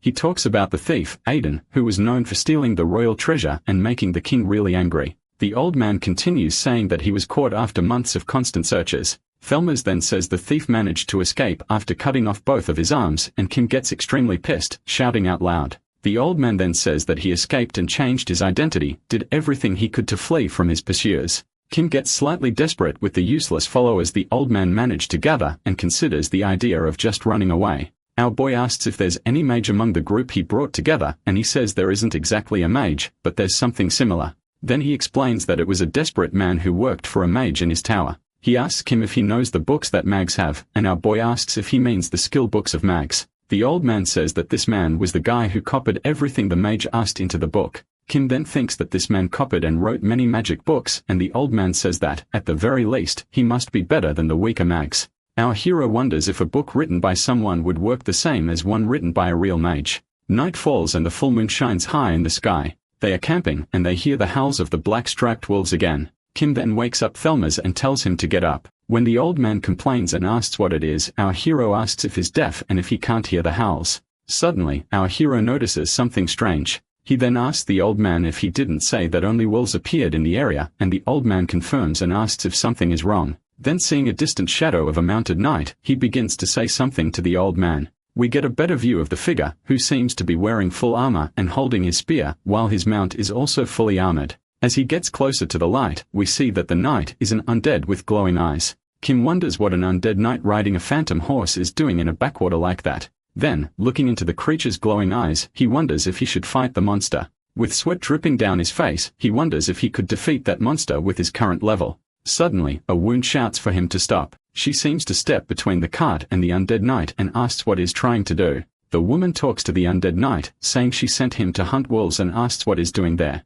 She tells the two of them that they don't need to hide anymore, that it's okay, and that they can come out from behind the cart. Kim wonders if that woman is a necromancer and assumes she is because it seems like she uses high-level magic and looks like one of the top-ranked players. He keeps thinking while she approaches the cart that if she's a top-ranked necromancer, she might be someone famous. The woman gets close to him and stares at him. Finally, he recognizes her as Lisa Yun while she asks if her death might attack them in any way. Our hero is completely shocked and left speechless upon discovering that the necromancer is Lisa Yun. She asks again if her death might did any harm to them, while he replies that it didn't. The girl then asks if he's sick or something, while our hero changes his voice and says she's always been like that. The old man then asks why he's acting strange and why he's not arguing with that woman using his usual bad mood and mercilessness. While Kim thinks that if it weren't for the mission, he would throw the old man to the wolves. He stomps on the NPC's foot, while the old man apologizes and says he doesn't want to die. The girl then says she sent that knight to hunt the wolves in the area, but somehow he got off track, and she asks if he's a blacksmith. She says he can relax, that she doesn't intend to attack him, and that he doesn't need to be so nervous.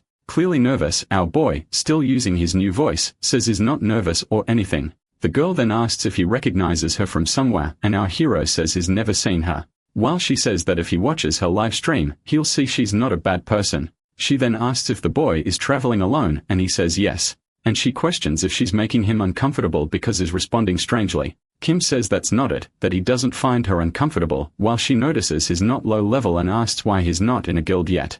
Our boy says he prefers to play alone, and he remembers a player who was a lot like him, some guy named Kim Tai-hyun. Sweating nervously, he stammers while asking who that guy was. The girl then says he was a solo player who played as a blacksmith in the previous game and was really good at it, while he says that guy must have been amazing indeed. She then repeats again that the boy was truly amazing. Even so, she was the one who ended up winning the duel between them. The girl then says, yes, she was the one who actually won, while our hero remains silent. The silence then lingers between them for a while, starting to get uncomfortable. Inan says that he heard her the first time, and she says it's always good to emphasize that kind of thing and mentions it was a very tough battle and that she almost lost. The girl smiles and apologizes for talking too much about it, but says it was all just to say she met someone who reminded of him. The boy says it's a nice story, but in the end, what really matters is that she won, and it doesn't matter how hard it was. She says he's wrong, that she's going to fight him again, and when that happens, she's going to make him completely surrender.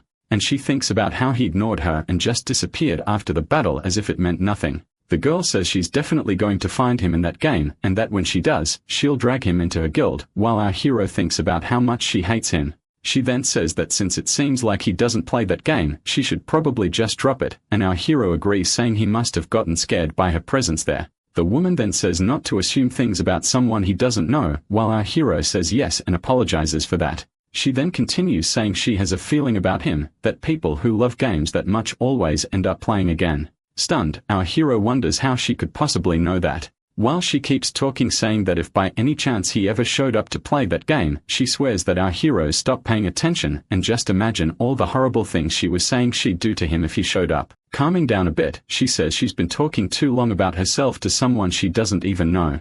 Then she realizes she didn't even ask his name and asks if he can tell her. He starts to say that his name is Kim. She then turns around already guessing what he's going to say, while he finishes by saying his name is Kim Da-hyun. The girl laughs and says the names really are quite similar and tells him that if he ever sees her live stream, to say hi in the chat. She then uses a skill and says she must get going, vanishing from his sight. Obviously, our hero falls flat on his butt after such an intense encounter. The boy thought that at the very least, she'd be one of the people who wouldn't be mad at him. Naturally, the decision he makes is to hide from her as much as possible. They spend a few more days traveling, passing through a forest, then moving through rocky terrain under the rain. Finally, they arrive at the top of a hill. The NPC turns and asks if the trip wasn't great, while Kim says the only one who had fun on the trip was him. Then the old man says they've arrived at the place he promised. The city of Zanoma below looks like a large city with castle at the center. An elven merchant in the city says is selling silk clothes made by the rare weaver class for only 50 silver coins. Elsewhere, someone's asking for a group to finish a cooking quest, while another says you need at least level 3 in cooking for that. He keeps walking with the old man while the commerce around him continues bustling, blacksmiths selling their buffs, sculptures being sold, and so on. Kim feels at home thinking that now this is a city like he knows. The old man then asked him to follow. It arrived at the gates of a large house. Our hero then asked the old man if he's saying they're supposed to enter that huge house. Then the old man says no and calls him into the alley beside the house.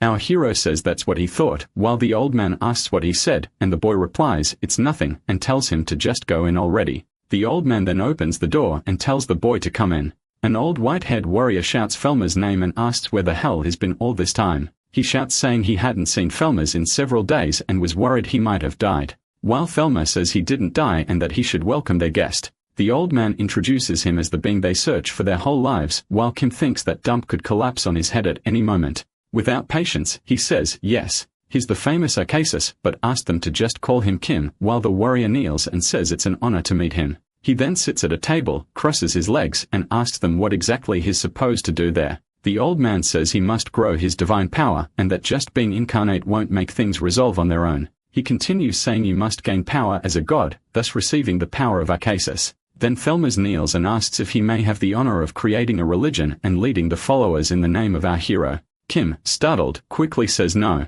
No way. The NPC asks why not, while Kim says that if someone is going to create a religion and act as pope in his name, he wants to choose someone more worthy of the job. The old man gets offended and cries saying he did everything to gather the followers, while Kim says he should have tried way harder.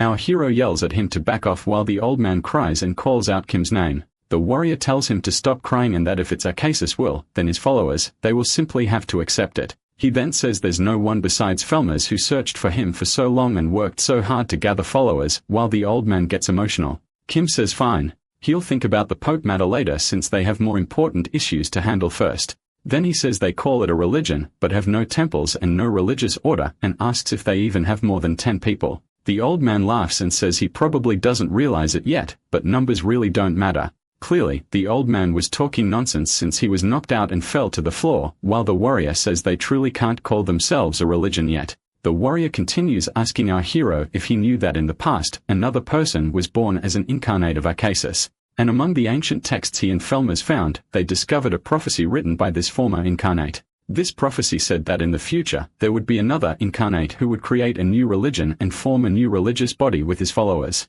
Kim then asks if either of them has ever fallen for a pyramid scheme before since both are clearly addicted and that he feels like he's owed a cut of the money. They then say they've been gathering ancient divine scriptures and that there are documents talking about powers of authority used by the former incarnate. Felmer says he needs to acquire the powers of authority described in the ancient documents, while the warrior says they will help our hero with whatever he needs. Next, a system window says he completed the mission incarnate of Arcus. Another system window informs that his divinity increased by 50, and that he received another title, being the first on the server, gaining 10 more in all stats. Another window shows a warning saying that due to his divinity, people from other religions will now begin to recognize him as religion. Our hero becomes worried about the part of the message that says they'll recognize him. Out of nowhere, our hero then asks where the ancient scriptures are right now, while both of his followers look surprised. Since silence takes over, he assumes they don't have anything and asks if there's not even a single page left, and the warrior says they were all scattered. Felmer then yells that there's one very close by now, and our hero asks where it is. He says there's a document in a nearby casino, while Kim wonders why there would be an ancient document related to Arcus in a casino. The old man then explains that they had it, gambled it, and unfortunately lost it. Then they return to that huge house next door to where they are, and our hero recognizes it immediately. Observing the people around, he says everyone looks rich or noble. He wonders why there are more guards there than at the actual palace. A warrior walks out from inside the gates and asks if it's really them again and why they keep hanging around there with no money at all. He then says it doesn't matter how much they beg, he's not giving their ancient document back and that they should leave as soon as possible. The old man whispers to Kim that his name is Lupo and that he's the chief of the guard in that area and a veteran warrior. Our hero then says he's not there to beg or plead, that he's there to wipe them all out. The warrior then, face to face with our hero, asks who the hell he is. Something then catches the attention of both the warrior and Kim. Lupo puts his hand inside the chest plate of his armor. He then pulls out a red, glowing stone and is left speechless. He immediately kneels and begs forgiveness for having been so rude. Lupo asks them to follow him because someone wants to see him. Our hero follows Lupo through the gates and into large halls. Someone says that artifact is something used to detect special people with exceptionally powerful luck, a peculiar item used to find people to work in their casino or to keep an eye on problematic customers. But that was the first time the stone not only glowed, but also turned blood red. Then she says it's true that he is the incarnate. The old woman introduces herself as McCrinny, the greatest merchant in the city of Zanoma, and in the future, the person who will have the entire continent in her hands. She then says that he is Kim Tai-Hyen and asks if Lupo explained the situation to him, and our hero just says that she was looking for him. His two followers rush into the establishment calling for him and bump right into the chief of the guards. The woman says that now that she is proof of his existence, she thinks it's better for him to join her rather than those two starving fools because she has far more resources than they do.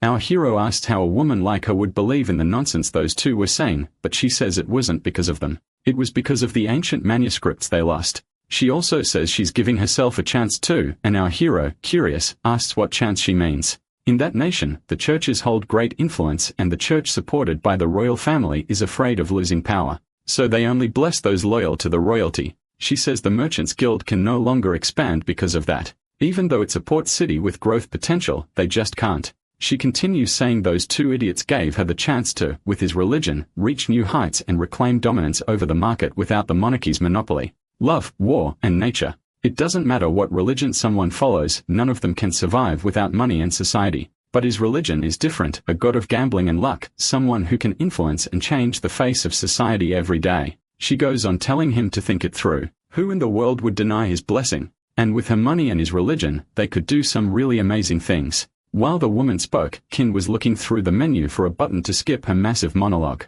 He then asked to summarize how create his church, she'll sponsor him so she can use it as a springboard into the city's market. But he wants to know what he gets out of it. The woman says he needs help to create his church, and that's why he came to her. But he asks what she'll do if he decides not to create a church. She, starting to sweat, asks if he's joking.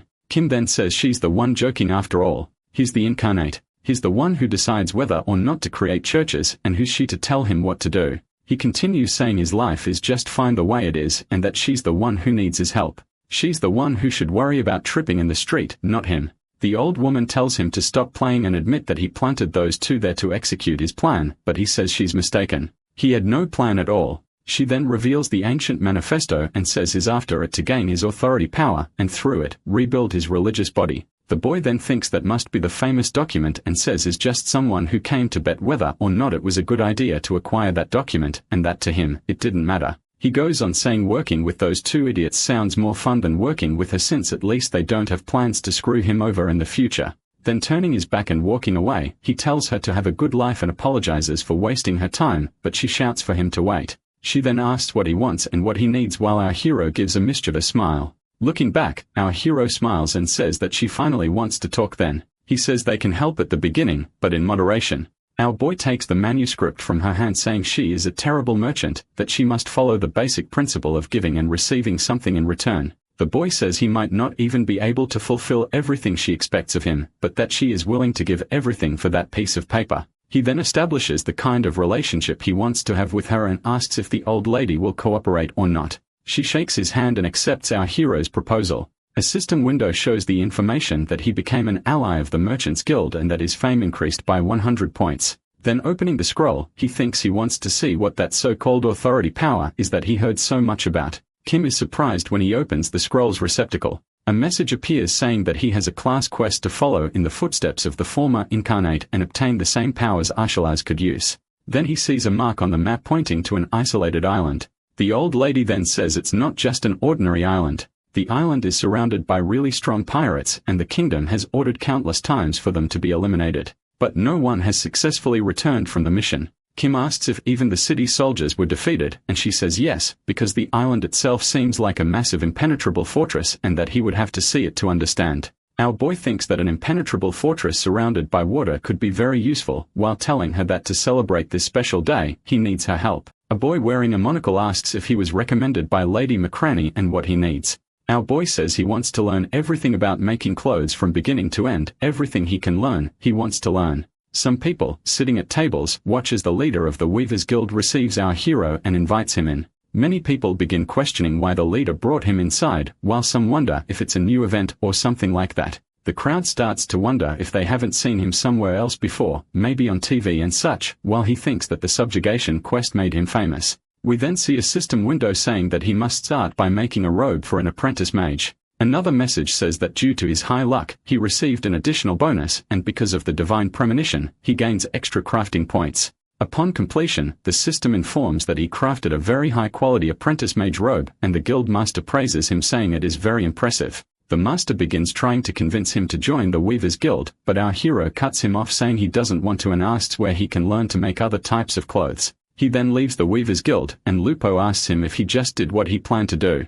Next, our hero asks him who is the best chef in the whole city of Zonoma. Instead of answering, Lupo asks when he intends to go to the pirate island, and laughing, Kim says everything has its time. Then we see a chef flipping a piece of meat in a pan while asking our hero if he really wants to learn how to cook. Lupo gets upset, asking if he plans to open a restaurant, introduces the chef as Christopher Poo, the only 3-star chef in the kingdom in the city. We then see the chef with a fish in his mouth, saying it's wonderful and that he can feel as if it's alive and can taste the salt of the sea. Kim, in the background, says that the fish is indeed alive because he hasn't started cooking it yet. A steak is in the pan while Chef Christopher praises Kim and asks who he learned from, and our hero says he learned a bit here and there. Lupo looks sideways with no emotion in his eyes while the chef lavishes praise on our hero, asking if he has the hands of God or something like that. Then he can't resist and takes a bit to taste and thinks that it really is delicious. The chef then says you will teach him everything he knows, while Kim is very happy, but Lupo says they have to capture pirates, not learn every profession.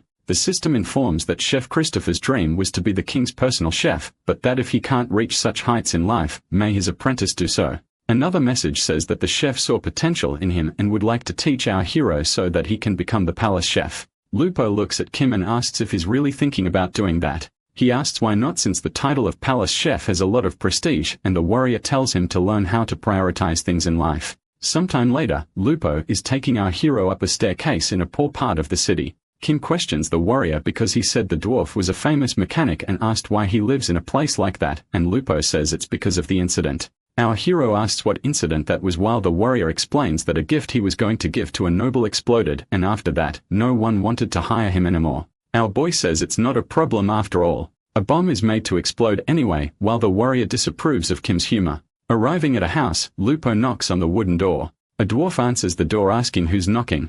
Kim points at the dwarf and asks if he's the famous Maxwell, and the warrior says yes. Our hero begins his speech saying that he heard he was an excellent mechanical engineer and all, when the dwarf tells him to go away and slams the door shut. Kim persistently knocks on the dwarf's door again. The dwarf then tells him to stop being a pain because he has no plans to teach mechanical engineering to any human. He starts saying for him to stop bothering and get out of his sight when Kim pulls out a bag of gold and starts pouring coins on him. Maxwell is left speechless, seeing the money falling in front of him. He then needles before our hero and says he'll teach anything he wants, while the warrior judges him, saying he has no dignity at all. Our hero says there are things much more important than gold in this world, and Lupo asks what that would be. That, and surprising no one, Kim says that more money is more important. He then says that if the money's not enough, just give more money until the person eventually gives in. Lupo asks what if the person still doesn't accept, and our hero, smiling happily, says then you just don't have enough money. Some time passes and we see a system window showing the properties of a bomb our hero created.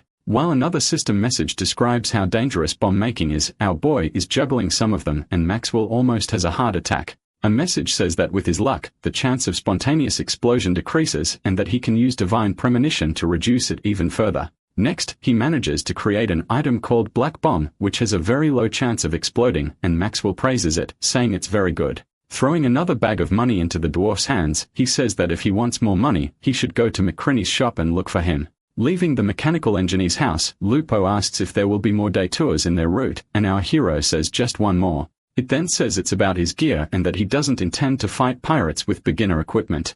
Our hero then goes on a shopping spree and equips the Wanderer set, gaining numerous bonuses and stats. Lupo thinks that he picked the most expensive items from the most expensive shop and still upgraded the gear, and is also a mechanic weaver and cook just for fun. As we see a summary of Kim Tai-Hyun's current stats, the warrior thinks how impressive this player is. Kim then dyes his outer hair and puts on a bandana over his mouth and believes that now, yes, he'll be unrecognizable. The system message says that the bandana, despite being simple, shows signs of the creator's mastery. He looks at the warrior and asks if now he looks cool. Lupo then says he looks like a robber. Kim says the preparation is over and now they just need to pick up a few people, while the warrior wonders who that would be, and he just says to follow him. Someone shouts, "Is there any priest willing to clean the graveyard where ghosts appear? Because we have 2 tanks to guarantee your safety without worries." A level 34 blacksmith offers sharpening, repair, and rust removal services, as well as tanking with his heavy armor in dungeons. Our hero greets everyone with enthusiasm as he introduces himself to form an adventure party and collaborate in future missions.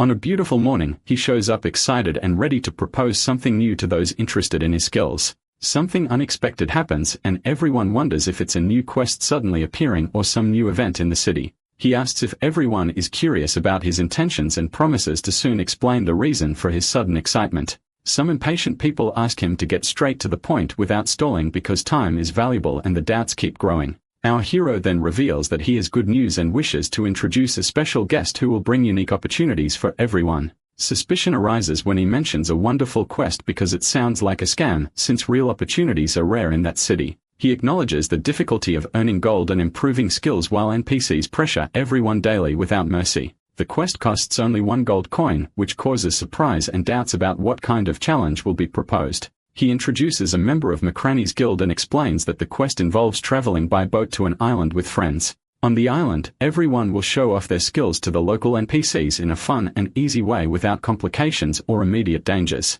Blacksmiths, chefs, artists, and musicians are welcome because the quest values creative talents with no regrets for participants. Lupo questions Kim's actions and he clarifies that he is solving the pirate problem in an intelligent and strategic way. The pirates are strong and there are doubts whether the group will be able to face them without retreating once they discover the true danger. Our hero calms the warrior stating that there will be no combat because the solution involves strategy, not brute force against the pirates. Pirates are also human and living isolated on the island, they must miss certain things. Besides, we can access the island's basement with the right authorization. We'll fill the boat with bribes and alcohol, as well as delicious food to please them, then we'll free the people and get them to work. Lupo asks if Kim is suggesting that they help the pirates strengthen their stronghold, and he says yes. And the warrior says the whole point is the exact opposite. Our boy then asks why they couldn't help them, and the warrior says it's because they are pirates, but that justification sounds weak and hesitant. Kim asks if they are a merchant guild and says that if the customer pays, it doesn't matter if they are pirates, while someone protests saying they should keep their word. Our boy says to imagine if pirates become future clients and asks if he would really never sell anything to a pirate. He then says he'll handle the negotiations, so get ready to contact the pirates and remember that you all promised to support me in this. Kim says, we are now accepting participants for this quest, so form an orderly line to register. 2 volunteers named James and Tanaka step forward with enthusiasm because they are eager to join the quest. They discuss the trustworthiness of the merchant guild, and one admits his mistake because he realizes he was being too suspicious. The group then sets off toward the island with excitement as everyone is committed to the mission's success. Him and Lupo speak in secret because they plan to reveal the true destination only when they reach the pirates' hideout. Sometime later, Kim and the warrior confirm if the message was sent because they need to ensure the pirates will be expecting their arrival. Confirmation arrives by carrier pigeon as the pirates have accepted the meeting and everything is ready for the encounter. Our hero and the warrior feel intimidated because the pirates have a threatening appearance. The pirates throw a rope so they can climb aboard their ship. As Kim climbs onto the ship, he sees countless pairs of eyes staring at him as he boards. Soon, our boy greets the pirates with respect because he wants to earn their trust and help them improve their stronghold. The pirates, obviously, are suspicious of the intentions because they question why they would receive help without hidden motives. Kim argues that they are unarmed and are merely workers who want to help.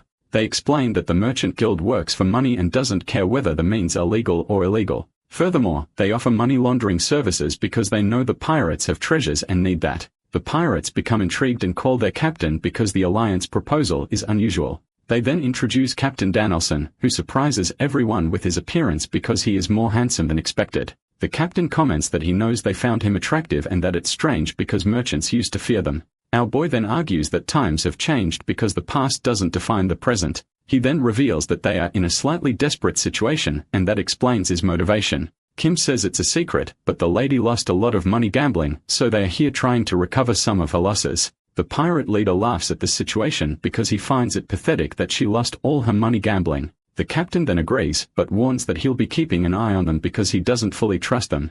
The system confirms the acceptance as the alliance with the pirates is formalized. They celebrate the success, but someone still has a bad feeling because something seems off. An artist is painting a beautiful picture of the sea from atop the ship. Suddenly, she notices that the day seems to darken out of nowhere. Then she screams, asking what the hell that thing is. Everyone on board is stunned by the pirate ship because it's enormous and equipped with magical cannons. The pirate flag then comes into view and causes panic as no one expected that sight. Sometime later, they organize the workers as each group has specific tasks, but some are assigned to strange roles. A chef questions whether they should obey because they feel betrayed but recognizes the danger of rebellion. They then realize they've been tricked as they are now prisoners disguised as allies. We see a blacksmith working on a sword, sweating. Next, we see several blacksmiths, one sharpening a sword, another working the bellows, and so on. We then see fishermen pulling in their nets full of fish while others fish with rods. Weavers are working sewing tirelessly without mercy. We then see our heroes watching all the chaos they created. He reflects on the satisfaction of seeing people working hard but questions if they are now slave merchants or something similar. The two talk worried if they've been discovered, but believe their identity hasn't yet been noticed by the others. They explore the island and discover that the only passage from underground to the surface is through the entrance of an underground prison. Security is tight, and they debate if Lupo can infiltrate, but remember they are a group of merchants, not specialized thieves. Two angry pirates pressure the blacksmiths to finish the armor repairs and complain about the pair's slowness and incompetence. An angry outburst against the pirates reveals discontent and built-up tension as they work like slaves. They finally get to rest but question why they must suffer so much even in a game that's supposed to be fun. Exhausted from working so much, they joke about how their skills have improved after hours of continuous and repetitive effort. Surprised, they notice their levels rose quickly thanks to the pirates' high-level gear, seeing a unique opportunity for progress. One of them suggests the quest might be valuable, but the other mocks him, thinking the fatigue has clouded his judgment. They complain about the suffering in the game, but acknowledge that this rare chance to gain fast experience shouldn't be wasted. They try to stay positive despite the difficulties, and a colleague praises their resilient mindset in the face of challenges. They are surprised by our hero, who seems to have heard everything they said earlier. The intruder praises their way of playing, but they become suspicious and deny saying anything relevant or compromising. He offers a special deal, but they respond with disbelief, accusing him of traps and lies meant to manipulate them. A pair of pirates bid farewell to another, praising the fine work they've been doing. The two blacksmiths catch the attention of the pirates and say they just arrived, while one of the pirates asks who they are. They ask if they can repair some of their equipment while our hero hides behind a rock. The pirate then asks what equipment as our hero activates his stealth skill. The boys then say if they don't want it, that's fine, while the pirates comment on how nice and polite those two are for offering their services like that. While one of the pirates says you really have to focus on work if you want to become someone in life, our hero sneaks through the gate, making noise as he descends into the prison. The two blacksmiths whisper if that noise was the thief going down, and the other says it was him. Our boy reaches the prison and hears someone screaming, begging to be let home. As he passes by his cell, he sees someone asking not to be hurt, while another voice yells at them to shut up. He keeps walking as he hears phrases telling others to work faster if they want to eat dinner, and others saying this is why they have to look for labor elsewhere. Kim thinks this is why the negotiation was so easy, because the workforce they already had wasn't enough, and that's why they needed their labor. Our hero then comes across another gate and another path leading deeper into the island. He wonders how far he'll have to go into the depths of the island. As he descends, he finds himself in a well-lit and tidy hall and wonders what kind of place that is. He keeps wondering as he explores why there would be such an extravagant place beneath the prison floor. Someone suddenly asks who's there scaring our boy. A chubby drunk man comes out saying he already warned not to make noise while he's taking his afternoon nap. He then looks from side to side but can't find our hero, who's hiding behind the door. The little man then turns the other way and talks to himself, saying he might be hearing voices. He goes back to his room and wonders what he should drink this time and notices the bottle is empty as Kim quietly sneaks into the room. While the chubby man says he should order more, our hero surprises him and puts his hand over his mouth, silencing him and telling him to be quiet. Our boy says that if he understood what he said, he should blink once, and that if he makes any loud noise, he will regret it. System windows appear saying he successfully threatened using strength and gained the threat skill. Then the small chubby man, now without his wig, blinks our hero. When Kim removes his hand from the chubby man's mouth, he says he did everything they asked, wrote the letter, and had stayed quiet in there, but our hero says he's not a pirate. The other then asks if is something sent from the kingdom, since he's not a pirate. Our hero says it's true, he came from the kingdom, and the small man says that's what he thought, while our boy follows up asking who he is. He says is Count Marcel and says he was kidnapped by them and then tricked. Marcel says Kim came from the kingdom, but didn't recognize him and asks if he's there to rescue him, and our hero says he doesn't seem like someone who was kidnapped. The little man says he was kidnapped, but he's still a noble, and the pirates wouldn't treat him too badly. Our hero thinks they treat valuable ransom targets well, and the small man says he was already getting bored because all of his drinks were gone. A system message appears talking about the opportunity to rescue him, and if successful, receive a reward in the city. Our hero then slaps Marcel in the face. The small man asks him why he did that, while our boy says it's because he's annoying. Getting extremely angry, Marcel asks how he dares to do that to him. Next, Kim asks what he'll do now that he's been slapped, while the little man says he'll call the guards. Our hero grabs him by the collar and says they are not guards, but the pirates who kidnapped him, and tells him he's got things confused. Placing his hand on the Count's face, our boy says that if he really wants to call the pirates, then he'd better make sure his tongue gets ripped out before that happens. The system then says he successfully threatened the Count. A new message pops up saying he gained the intimidation skill. Our hero thinks that he keeps gaining weird skills. Leaving the Count's room, our hero says that if he hears that the little man told anyone he was there, he'll regret it. The boy then, taking a deep breath, thinks he already has too much on his mind to balance and should make his mission any harder. After all, when he stops to think about it, he can't go anywhere else now except forward. Our hero stands before a giant and extremely well-built door, but the lock is magical and can't be opened through normal means. While our boy tries to open the door with some of his keys, the system keeps informing him that he can't open that door or that the key isn't the right one. He thinks that maybe they created it just to look like a lock. If his mechanical skills were higher, maybe he could have made a better key, but there might be magic in the lock that doesn't allow any key but the original one. Our hero then accepts the fact that he can't open that door without the original key. We then see a hammer striking armor. The two blacksmiths stare wide-eyed as they watch our hero repairing armor and wonder if he wasn't a thief just a moment ago and not a blacksmith. Kim throws the armor he just worked onto one of them. The bespectacled blacksmith examines the item and says it's impossible that he restored the armor to that state of perfection. They then approach and ask if he was originally a blacksmith, and he says, yes, it was something like that. One of them comments that maybe he belongs to some rare profession they haven't heard of yet, or maybe he's from the class of the blacksmith from the Demon Tower. They finally notice that he's already made many armors, shields, and spears.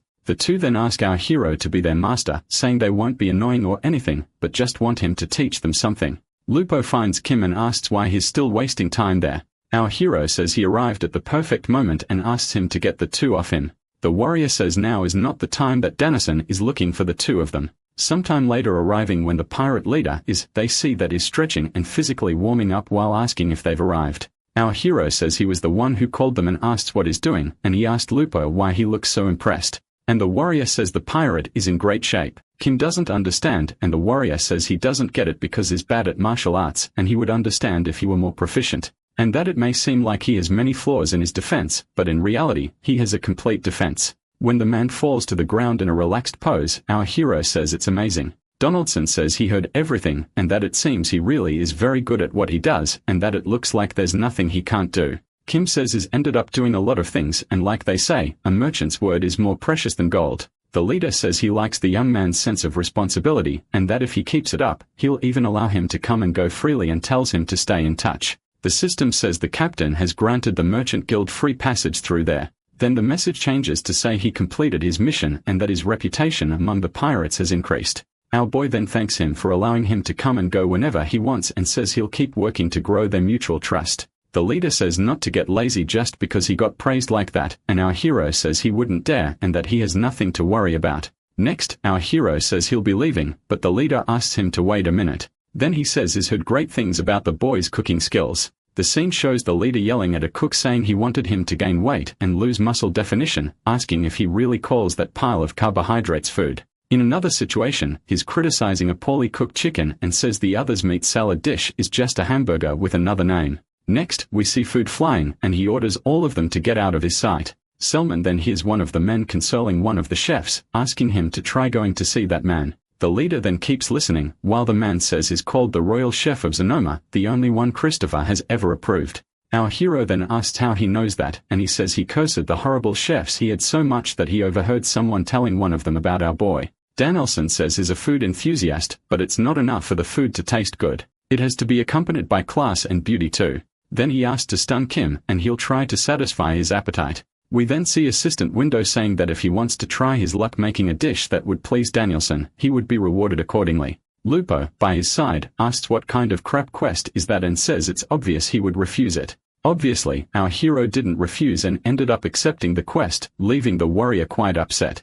Our hero tells him to calm down because not everything in cooking is about skill and follows up by saying true cooking is done from the heart. The leader then says he's already off to a great start, being completely different from the other cooks and that he can't wait to challenge his appetite with his dish. Lupo then gets annoyed, thinking now there are two idiots instead of just one. The pirate then asks what he's doing there if he's not even going to help cook. Quickly, our hero says he's his assistant and that the only hobby he has is cooking, while the pirate doesn't quite believe the story. Sometime later, crying, Lupo slices carrots into rounds and wonders why it had to be him. Looking at the carrots, a system message appears for Kim saying that thanks to the precisely cut carrots, he will receive an additional bonus. Our hero says he has talent for this while Lupo clearly doesn't care about it. Kim then says they'll start making the soup that will take the man to heaven, while the warrior asks if he's going to put poison or something like that. Looking seriously at the warrior, our hero says he mentioned before that food is something made from the heart and that it's awful to put poison in what you're cooking. He says he'll put something to make him sleep, not to make him die. When asked why put something to make him sleep, he says there's a door 2 floors down that's locked, and he thinks the leader has key. Our hero then starts adding ingredients that make a person feel relaxed and comfortable, and that if they add a heart root extract, it becomes addictive. A system message says he achieved a super success in cooking the dish soup that will take you to heaven, and that it was made to perfection. The warrior asks where he got all those ingredients from, and he says Christopher had a lot, and he borrowed them. But the warrior knows he stole them. Presenting the dish to the pirate leader, he asks if that's really it.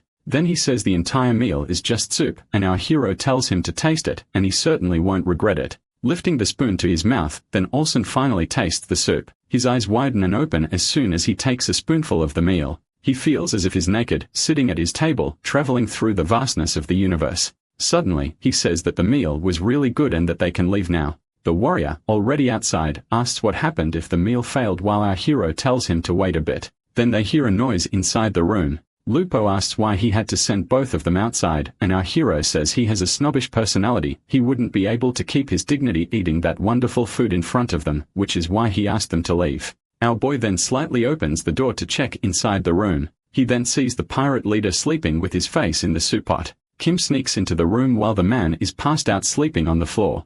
Our hero notices a map of the island on top of the table. He thinks he needs to copy that map and starts writing while the system sends a message saying he's trying to copy that map. Another message says he doesn't have enough transcription skill and that the map's quality will be lower. Our hero thinks it's better than nothing. For a second, Kim thought the pirate had woken up, but he just moved and kept snoring. While looking at the pirate, he noticed something different. The key he was looking for is hanging around the pirate's neck. The pirate suddenly opens his eyes.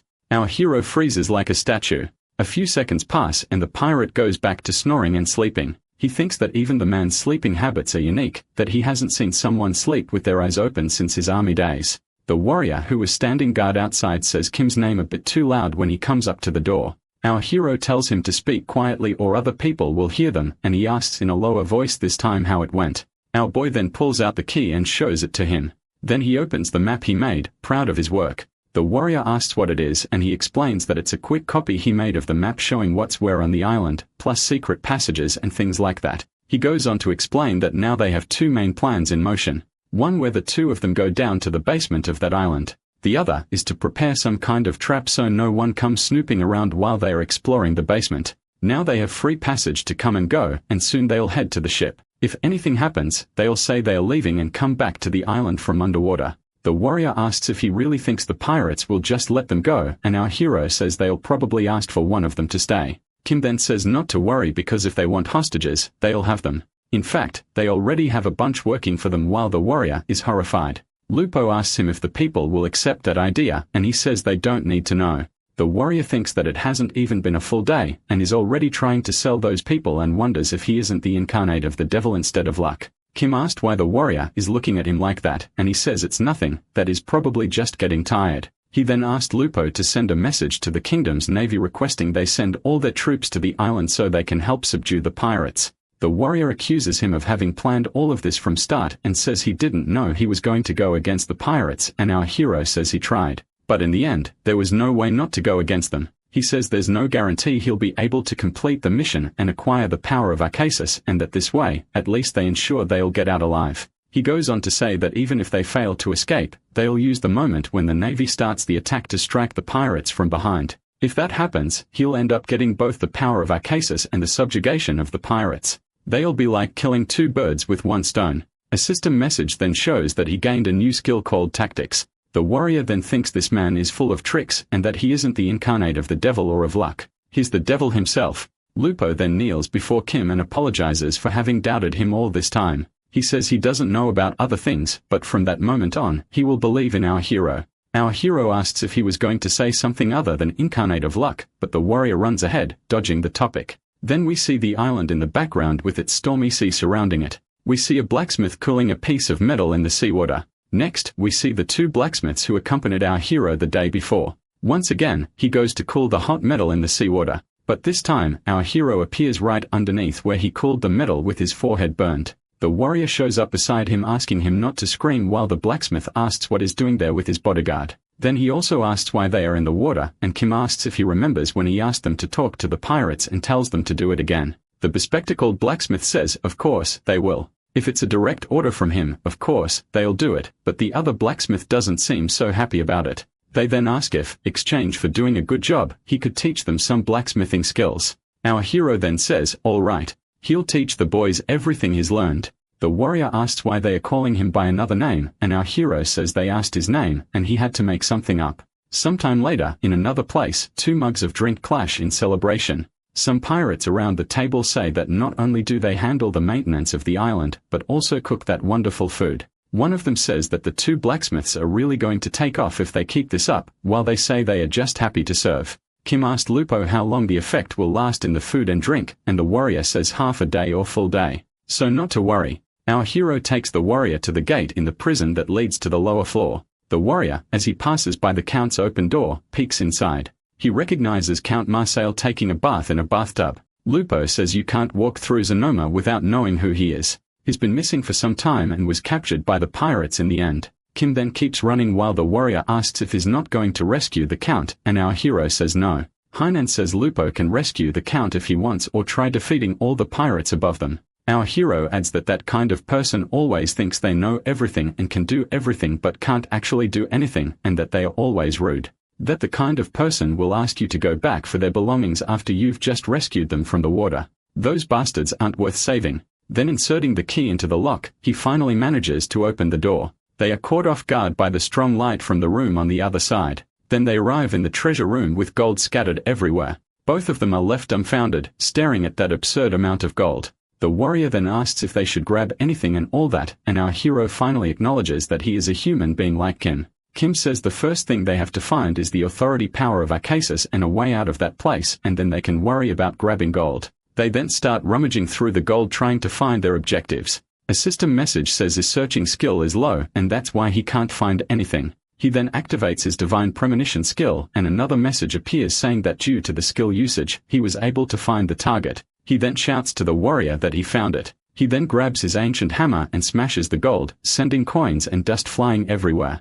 Creating a huge hole in the ground with his hammer, he jumps in saying that's the entrance. As he passes through the hole, a system message informs that he has entered a dungeon called the Underground Temple of Cartland Island. Upon entering the dungeon, the warrior activates something on his wrist, and Kim asks what it is, and he explains that it's a light-emitting magic, and our hero asks if he knows how to use magic. The warrior says no, that it's just an item, and Kim asks to use it too. Lupo is amazed that something man-made could exist in the depths of that island. They then arrive at a large hall with a huge door in front of them. The warrior then asks if our boy is sure they are in the right place while he responds, maybe. A dark voice then greets them saying they are on sacred ground, and that if they wish to venture deeper, they surely won't come back alive. The warrior gets angry saying they are not intruders and that they have the successor of the incarnate with them, while Kim wonders where that sound is coming from. Upon hearing what Lupo said, our hero runs to cover his mouth saying he shouldn't just go around revealing that kind of information. The dark voice then asks if they meant the incarnate of Arcus, while Kim says no, that the warrior is crazy and saying random things. The voice then says that if he truly is the successor of the incarnate of Arcus, then he should pass through the pillar of light or return to where he came from. Lupo asks if he's not going to go through it, while Kim says clearly that it's a trap and adds that he only said that because it's not him who has to go. Standing under the pillar of light, he tells the warrior that he will punch him in the face for every trap that shows up there. Then a bunch of arrows fly in the direction of our hero. Seeing that all of them miss the target, the dark voice says it's amazing to see that the incarnate of Arcus lives again. Soon after, the voice adds, wondering why he's so weak and saying that it's interesting. Our hero thinks that he must be only one to have taken this class at such a low level, and the voice opens the door in front of Kim and tells him to take the power if he can. The warrior comes near our hero worried, and our boy says is fine. He asks if the boy is really okay even after taking that absurd amount of arrows, and he says none of them hit him and that is really fine. Kim says that in any case, he already proved he's the incarnate and asks why the voice said to take the power if he could. Why test him even more? They could just give it. The warrior then jumps and pulls our hero, telling him to be careful as another volley of arrows flies towards them. Lupo asks if he's okay and our hero says that he's an incarnate. Of course, he's fine, and the one who needs to dodge is the warrior, not him. Kim picks up an arrow and says it has poison on it. The warrior then says they should hurry because the pirates might wake up and follow them, but our boy says it's no problem because they'll get hit by those arrows. Kim then starts scraping the poison from the arrows into a bag, thinking that the poison from that place must be pretty powerful. Then they hear the sound of the trap being activated once more. The warrior jumps on top of our hero, who dodges saying that the one who needs to be careful is him. Then they realize that the sound they heard wasn't from the trap as no arrows were shot. Suddenly, floating ghost soul with two swords tells them to leave that place. Kim says he is the incarnate of Arcus and asks if the ghost really wants to fight him, but it seems the ghost only knows how to say intruders, leave. Our hero says that words don't seem to work against the monster, while Lupo says to be careful because it looks powerful. Then our boy thinks this is a great opportunity to test whether the sword skills he learned from Lupo before descending work or not. Lupo tells Kim that the skill he will teach him is the Godokwa fighting style, which not everyone can learn, and to appreciate the honor of being able to learn it. The warrior then says that the fighting style requires endless training, and our hero interrupts, attempting to stop with the nonsense and just teach him already. A system message says that because his sword skill is very low, we cannot fully learn the Godokwa style. We then see Lupo trying to teach our hero again, who miserably fails to stay still in a simple stance. Another system message says he will gain a bonus because the teacher is good at teaching people, and so he will learn faster. Again, we see the teacher correcting the student's posture. The system message then says that he didn't fully learn the Godokwa style, but that he had a good teacher and received a bonus because of that. The teacher draws a circle around our hero, telling him that this is the attack circle and to imagine focusing on an enemy in the center, and that by taking that circle as a base, he should make attacks on the enemy. Back to the present, we see our hero using his lucky strike on the fifth interaction while the monster launches a frontal attack at him. Our hero dodges and prepares his strike. He then activates the attack circle skill. We then see attacks being delivered at incredible speed by our hero around the beast, while a large cloud of dust is raised around the monster. Our hero then exits attack mode and lands nearby as Lupo watches closely. The ghost says the intruder is weak and doesn't seem to have suffered a scratch from our hero's attack. It then charges at Lupo, who exchanges blows at a blazing speed with the ghost. Our hero praises the warrior, but he says he's proud of Kim for having learned the technique he taught. The monster then uses its golden wave of death strike. The warrior shouts for our hero to get behind him quickly. It then spins his sword on the ground, creating a circle around himself. Our boy remembers what Lupo said in his lessons, saying that this skill was useful against multiple enemies and attacks coming from many directions at once. The beast watches as the warrior uses his defense circle skill. The enemy's attack is then deflected from all directions without major problems. Next, we see the warrior with his sword extended, having defended from all the attacks. He takes the opportunity to say that the attack was nothing, and the ghost says the intruder is arrogant. Our hero standing beside him says it's cold, and the warrior is surprised, wondering why he didn't dodge, while Kim says the monster isn't that strong. The warrior says he's a more powerful opponent than they imagined and that he will focus on attacking him and ask our hero to cover him, but he says it won't be necessary. Kim starts rummaging through his backpack while Lupo asks what the hell he's doing, and the boy says he knows exactly how to deal with that monster. Then he finally finds what he was looking for, his ancient hammer. The monster seems to recognize the weapon. It then steps back a few paces and asks what that thing is. Our hero then gives a little chuckle and asks if he's curious while holding a hammer above his head. With a wicked smile, our hero says to come closer and he'll show him what it is. The monster is clearly frightened by the provocation and the way our boy said that. Kim jumps with his hammer and hits the monster in the chest. The monster roars in pain because the hammer doesn't deal damage to living beings, but clearly the beast is not a living being. The ghost then begins to contort and souls begin to escape from the old rags it was wearing. Then the swords it was using fall to the ground along with the rags. Lupo is astonished at how Kim managed to eliminate an evil spirit with just one strike, and the hero knew he was right when he pulled out the hammer. While he brags saying it was easy, other ghosts were gathering behind him, and the warrior clearly noticed. Then Kim finally looks back and notices the ghosts. The two then ask if this is some kind of joke. Next, we see the warrior using his skill called Cutting Wind Circle. His ability strikes directly at two of the evil spirits in front of them. The warrior then says there are too many for them to handle and asks if anyone has an idea of how to get through. Kim asks if the warrior shouldn't be protecting him. He then slams one of the evil spirits with a hammer right before it attacks him. While one of them hits our hero, he retaliates with a blow to the head, saying that it hurt. One of the spirits calls him a fool and says he's only good at dodging. It continues, saying that now things will be different. A bolt of lightning then strikes our hero in the chest. A system message appears, stating that he has been afflicted by the evil spirit's curse and can no longer dodge. Another window shows that his physical and magical defenses have been reduced. He's been poisoned, and due to his divine authority, the damage will be mitigated. Kim gets really irritated and says the spirit is pushing his patience. He then calls the warrior and tells him to follow. Our hero grabs one of the bombs he crafted with the mechanical engineer and pulls the pin. He throws the bomb toward the spirits. As the bomb nears them, it starts emitting a bright light. Moments later, it explodes, barely giving the warrior time to leap to safety. Lupo says he's crazy and warns that if he keeps doing that, the whole place will collapse. He says it's fine because he can dodge everything, but the warrior quietly says he can't. Right after, Kim asks to borrow the warrior's magic bracelet and the warrior hands it over, wondering why he wants it.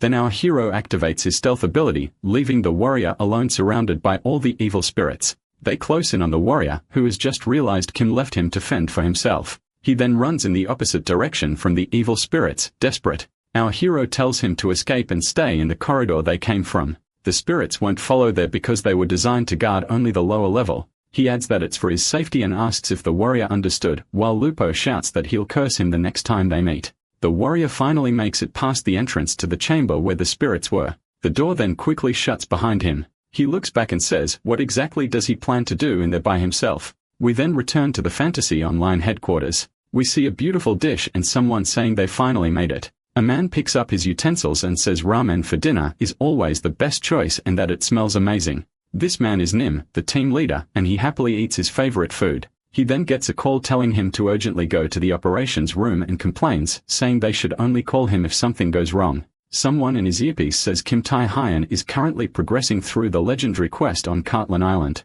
He nearly chokes on his food and says he'll be there right away, telling them not to touch anything. We then see Nim running to the operations room. As they watch the game code on the screen, they argue whether he should even be at that level, saying he's much further along than he should be. One of the developers says he used trade to lure the pirates, and Nim asks how he figured that out. He shows his tablet with a live stream running, and Nim asks if it's some kind of stream. He focuses on the chat where people are complaining about being forced into slave labor on the island because of him. Nim asks who this Kim Taeson is that the chat is talking about, and the developer says it's likely a fake name he gave to trick them. He comments that Kim had the charisma to convince hundreds of players to go along with his plan and admits he thought the team leader was overestimating Kim when he talked about him. The developers initially thought he was just some crazy guy when he started eating every rabbit's foot in the game. They realize that he won't be able to progress much further because it's a raid-type event, and he'll eventually have to stop. The leader then tells them to keep a close eye on Kim. He's a player who breaks conventional logic. Right after that, they miss something in the code and are shocked to see a weapon code appear. He says the weapon that dropped is from an achievement that can only be obtained during a secret chamber event, and that an evil spirit just dropped it for the player. The leader then says that item wasn't even supposed to drop because they put it in the code, but never tested it, and asked the developer to check the log. The dev then says the drop happened because of the player's luck attribute. Meanwhile, inside the game, Kim holds a broken sword in his hands with evil spirits coming out of it. Kim says he was happy when the cool sword dropped, but it has a penalty that says he takes damage every time he uses it and loses 100 luck. He then holds the sword and says it really feels strange to use it and wonders what happens when someone ends up with negative luck. Then our hero is interrupted by the sound of footsteps coming his way. He looks back and sees an undead-type monster with 3 arms approaching him. Our hero hides while the monster says it can smell someone who is alive. Kim thinks that clearly this one is different from the monsters he's faced so far, but he grips his ancient hammer tightly. He then uses his lucky strike skill on the 7th interaction. Suddenly, he jumps at the monster thinking he has to give it his all. Our hero hits the monster, who apparently barely felt Kim's blow. Our boy is stunned to see he caused no damage while the monster says the human has finally shown his face. He asks the monster if it isn't undead, because it sure looks like one, and the beast clearly gets offended. Then Kim is hit directly by a dark lightning bolt from the monster. System messages say he was hit by a curse from the flesh golem, and that his movement speed was reduced and some of his health was stolen. Another message says that because of his divine power, the curse effect was weakened on him. Suddenly, the monster shouts for him to die. Our boy thought the golem was a physical type but was completely wrong because even it could use a skill that's impossible to dodge. So with the new sword in hand, he tries to use his new skill counter-attack circle. He activates the circle just as the golem releases another dark lightning bolt at him, causing the lightning to bounce back. The golem is surprised as the lightning returns in its direction. Obviously, the lightning hits the flesh golem directly. Our hero thinks that this skill is amazing and wonders why the warrior never used it, while we see Lupo saying that the success chances are extremely low. From within the dust raised by the golem hitting itself with the lightning, another black bolt comes shooting toward our protagonist.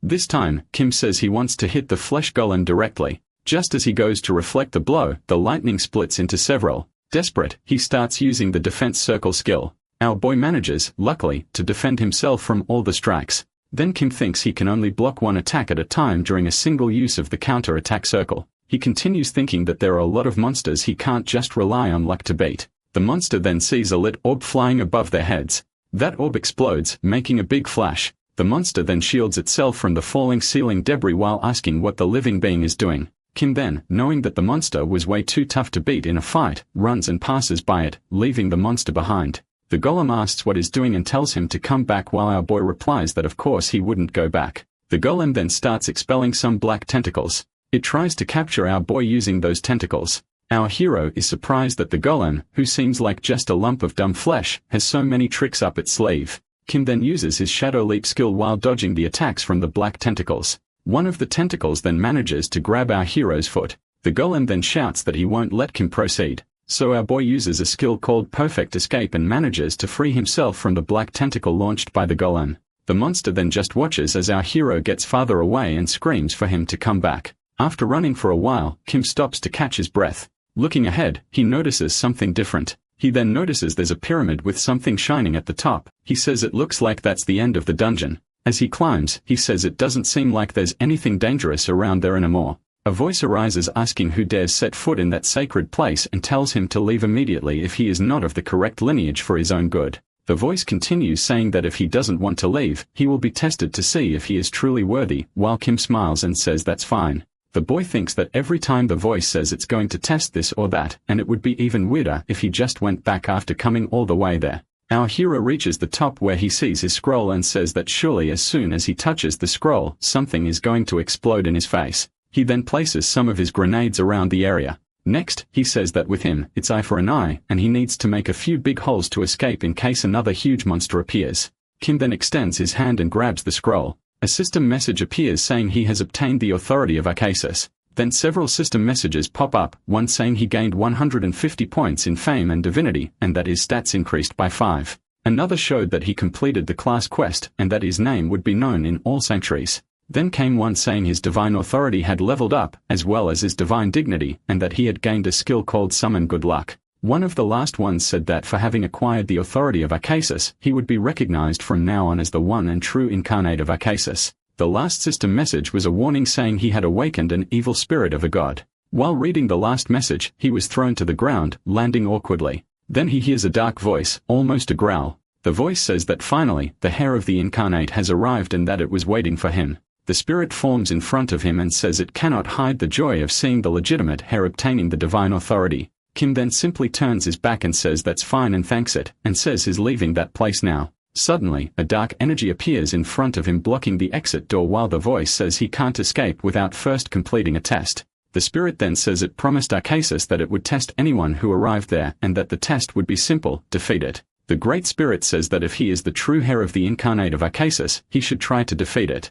Kim then snaps his fingers while looking at the Great Spirit. Explosions fill the area as he finally activates the bombs he had planted earlier. Our hero takes advantage of the explosions to run away. And, of course, he runs right into the flesh golem again, who notices that he's back. The golem then thinks there will be a fight, but our protagonist just runs past him as if he didn't even see him. The The monster turns and starts running after him, shouting for him to stop. Lupo is still standing outside the Great Hall, looking side to side. Suddenly, Hero appears running through the door, sending pieces of rock flying everywhere as the warrior begins to say that is safe. But he doesn't even finish the sentence when he sees there's a giant flesh golem running after him.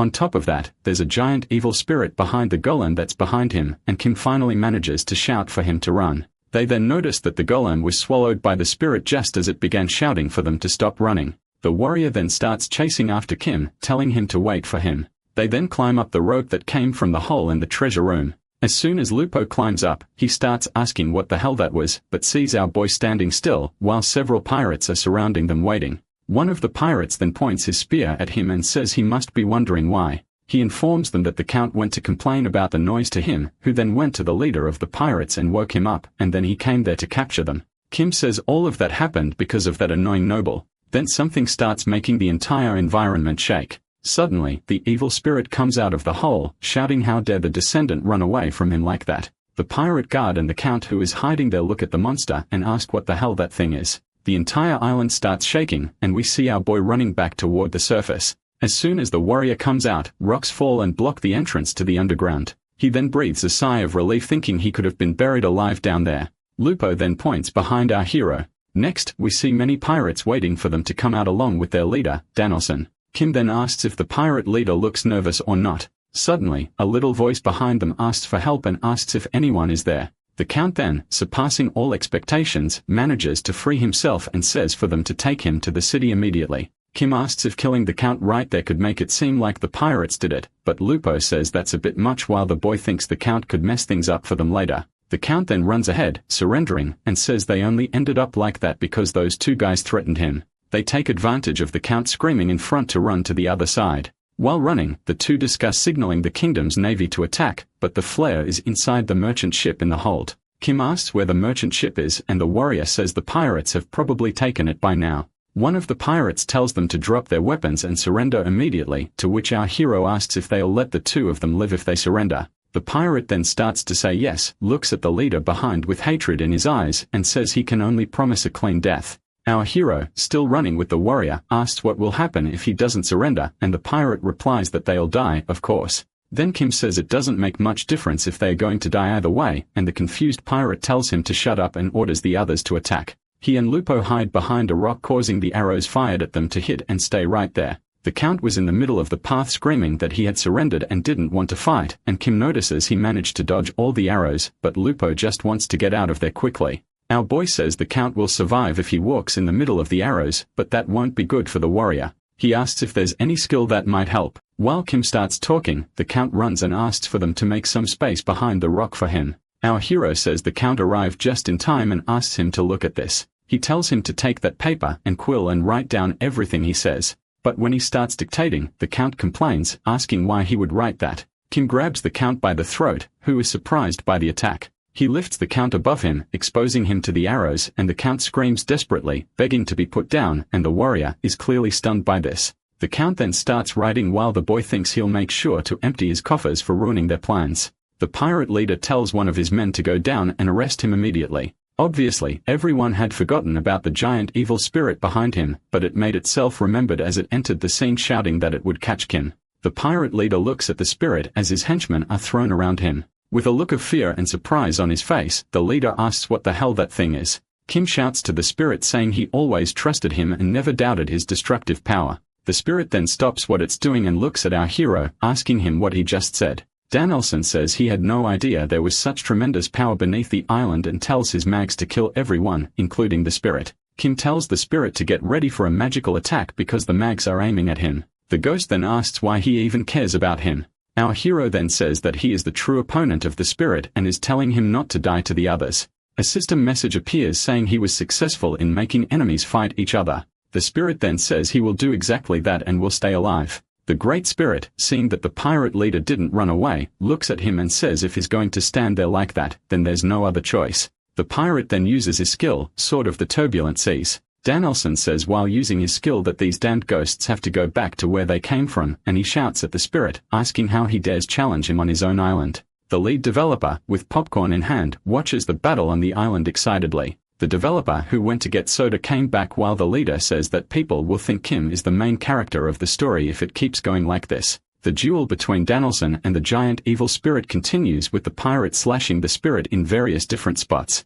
It then feels the pain from the pirate's strikes and screams. Then he raises his giant hand forming a fist in the sky and tries to crush the pirate beneath his closed fist against the ground. However, the pirate, being more resilient than expected, cuts the spirit's hand, freeing himself from the monster's attack. The spirit and the pirate then stare at each other, analyzing one another for a moment. Then the spirit tells him to stop meddling his affairs with the incarnate, and while he speaks, several shadows fall from the sky around the pirate. The spirit then says for the warriors to rise and fight as we see several ghost warriors appearing. The other pirates nearby show up and organize themselves to protect their captain. We then see from above the pirates and the ghostly specters clashing against each other. Our boy then says to run as fast as possible. A system window appears and shows that he gained points in his tactic skill for saying to work better and actually working better. The Emonju skill called Harsh Lashes is unlocked for our hero and he gets a whip. The skill drains life and mana from the person while increasing their stats. To test the skill clearly, he starts chasing the count, making him work better. The warrior tells him to take it easy and asks what they'll do if the count passes out, and our boy says he'll blame it on the pirates while showing a maniacal look. Then we see the merchant ship docked at a port. Inside the ship, the pirates tied up the sailors and told them that if they kept moving, they'd die. One of the sailors asks what happened to Kim and Lupo. Suddenly, another pirate arrives saying there's a big problem going on, that the captain is fighting a demon. Then, our hero falls on top of the man who brought the news, hitting him on the head with his sword and surprising the other pirate. The tied-up sailors greet the arrival of our heroes. The axe-wielding pirate asks how the hell they managed to get through an army that was completely surrounding them. Kim uses his counter-attack circle skill, and the attack from the axe pirate is reflected back at him. When he falls to the ground, our boy comes in with a kick to his face. Our boy then starts delivering repeated sword strikes to the axe pirate while displaying a maniacal and ill face, making the other pirate scared. A system message appears saying his horror status has increased, and he received an extra skill called Dominate. Glancing sideways behind him, our hero speaks dark words that he'll make anyone who dares to go against him end up like their boss. The pirates then drop their weapons and are completely terrified. Another system message says that the dominant skill cuts the enemy's morale and horrifies them, and depending on the level, makes them flee. In our hero's case, we see the pirates throwing themselves into the sea, horrified by Kim's behavior. Our boy then stops to look at his stats and sees that his horror attribute is already at 80 and wonders if it's because of the new sword. Next, we see the flare lit and ready to be launched into the air. Kim comments that Danielson must be seeing that flare too, and then is probably really nervous and asks if they shouldn't raise anchor and leave right away. The count steps in saying it's a great idea and that they should take advantage of the moment while the pirates are still confused. Our hero then kicks the count and says that since he suggested it, now they'll do the complete opposite of that. The warrior then calls him and asks him to look in the direction he's pointing. They see a bunch of pirates arriving at the edge of the island at the dock. Next, the giant evil spirit chases after the group trying to escape, while the spirit asks why they are still trying to run away. Kim yells at them to solve their own problems among themselves and far away from him, and asks why they brought all that noise to him. Our protagonist grabs the Divine Authority scroll and says he didn't want to open it until he got back to the city, but now he'll have to. He then opens the scroll and a golden light emanates from the paper as he yells that he's going to give it his all. Our boy then points the scroll to the skies and a pillar of light emerges from the paper. A system message then says that he has summoned a divine beast. Our hero thinks it would be something much more epic and that it's just a divine beast. Then another system message appears asking how much luck he wants to invest and reminds our boy that the loss of luck is permanent. He then says he's going to use 1105 luck to summon that divine beast and thinks that by using that amount, he'll still have 1500 left. The pillar of light rises into the clouds above the ship and then thunder starts coming out from inside the clouds. A giant magic circle appears in the sky and begins to suck people in. Many of the lower-ranking pirates are pulled up there while calling for their leader, Danielson. The warrior tries to hold on to the count and another pirate, while telling everyone to hold on tight. After some time in the middle of the dark clouds, the center remains illuminated. One of the sailors points up and asks Lupo if that is really what he thinks it is. Danielson and the giant evil spirit are surprised to see what has fallen from the skies with Kim's summoning of the divine beast. The warrior then runs to our hero and shakes him, asking him to snap out of it quickly. Looking up, he sees a gigantic dragon and is extremely shocked. Still stunned, our hero stammers the word gold. The dragon then observing the ship, hears Kim say golden dragon. Then flying above the ship, making it look like a little fishing boat, he calls our hero master and asks what name he should have. Lupo then stammers the word master while the count asks if that is our protagonist's dragon. The warrior then manages to say the word name, feeling slightly happy as the count repeats the dragon's words.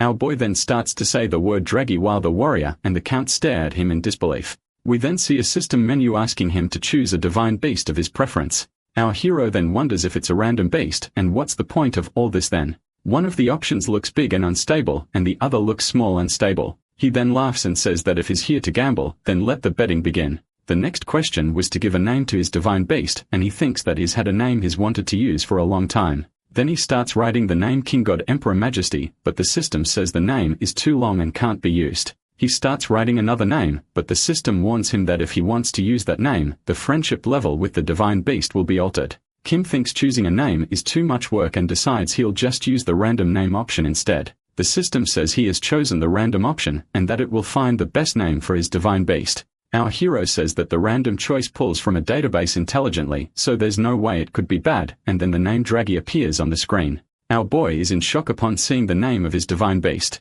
Looking at the big and unstable monster, he screams asking why it chose such a childish name and that he wouldn't even give that name to the neighbor's cat. The system then tells him he will return to the original world in 5 seconds. Kim tries to talk to the system to let him go back to the beginning, that he wants to try again, but, obviously, the system ignores him and takes him back. He begins to return while still screaming that the beast's name shouldn't be Draggy. His friends criticize him, saying he couldn't have named the rarest and most sacred being in this world Draggy, that it was almost disrespectful. The dragon then closes its eyes and repeats its name, saying, "Is a wonderful name." The three stare in disbelief at the dragon as it says it feels a strong emotional connection to the name. Kim then asks if that's really it. Then he gets upset that he wanted to give it so many other names he considers cool, and that the dragon would have loved them anyway. One of the pirates, scared, asks what that is and another calms the other saying it's just an illusion that no one in the world is capable of summoning a dragon.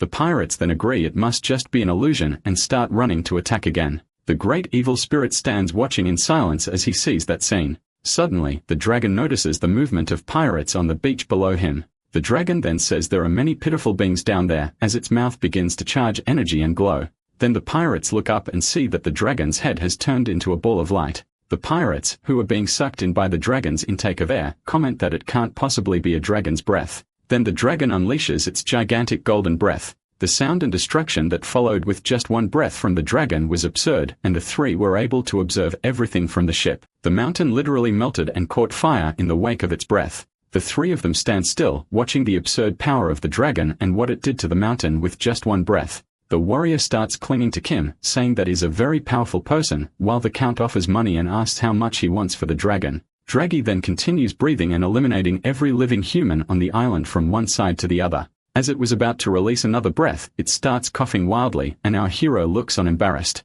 Then he asks if maybe it's pushing itself too hard, and Draggy says no, that it's nothing for him. And our hero says he heard him cough, but Draggy says it was just the boy's imagination. Either way, he asks not to attack the people on the other side of the island, and Draggy says he doesn't need to worry. Some other players were being forced to work their sea rocks following their direction and watch the dragon charging up another breath. One of them then starts live streaming showing the dragon breathing fire on the island. The chat starts questioning whether it's actually real or just an illusion, but the destruction on the island is very real. People keep talking and the players chat and ask him to get closer because they want to see the dragon and the stream quality is bad. The player doing the live stream says they are currently trapped by the pirates and can't move, unfortunately. One of the pirates says the Merchants Guild tricked them, and now everyone there is a hostage, even though they worked excellently for them. Some players start discussing what they should do and think about just rushing forward and trying to escape. One of them suggests trying to find another exit from that place and that none of them had a combat class.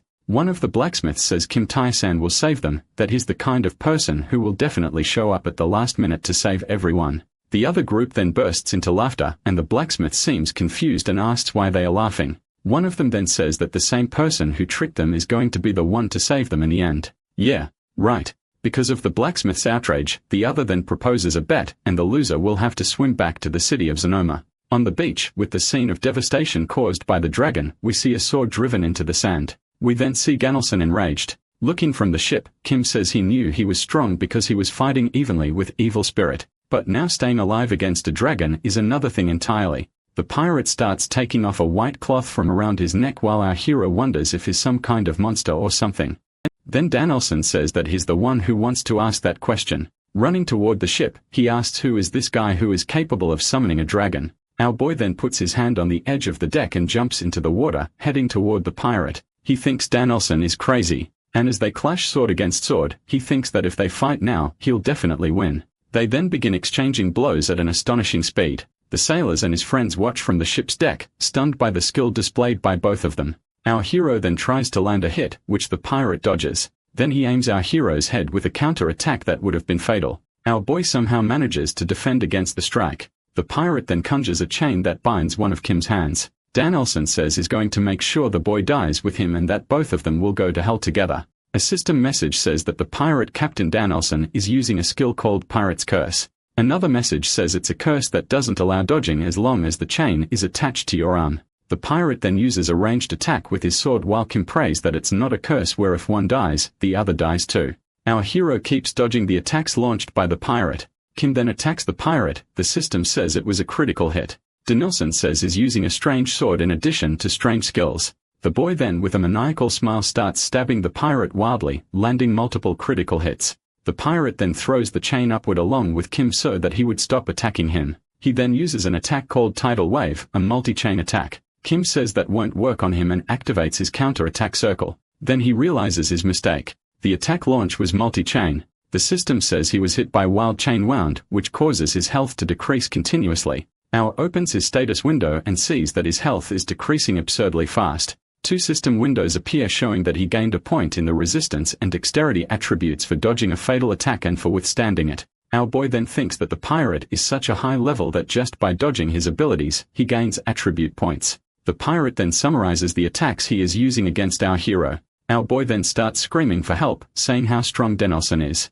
Then on the ground and flailing, he screams that it hurts and that he thinks he's going to lose if this keeps up. He keeps flailing and screaming for help from his friends. When he notices that the pirate has stopped attacking him, he goes silent and stops moving. The pirate then realizes that he was faking just to keep gaining status points, and both of them hear a voice calling for the descendant. The spirit then reappears asking how he dares involve a stranger in the fight between the two of them. Kim asks if the spirit hadn't died, and he says no, that he hid underground to avoid the dragon's attacks, and Kim says they are both really persistent. The Great Spirit says he's made his decision and that someone is sneaky and deceitful as Kim doesn't deserve the status of incarnate, and that he will end his life. While flipping the middle finger at the spirit, he asks if the spirit owns anything there and says no one asked if he wanted this and that he was forced. Then he yells for Draghi to release his breath once again. Seeing that silence prevails, he wonders what happened. Starting to get embarrassed, he calls again for Draghi, while Lupo says to look up. Looking back, he sees a small golden ball coming toward him. He then catches the golden ball with his hands.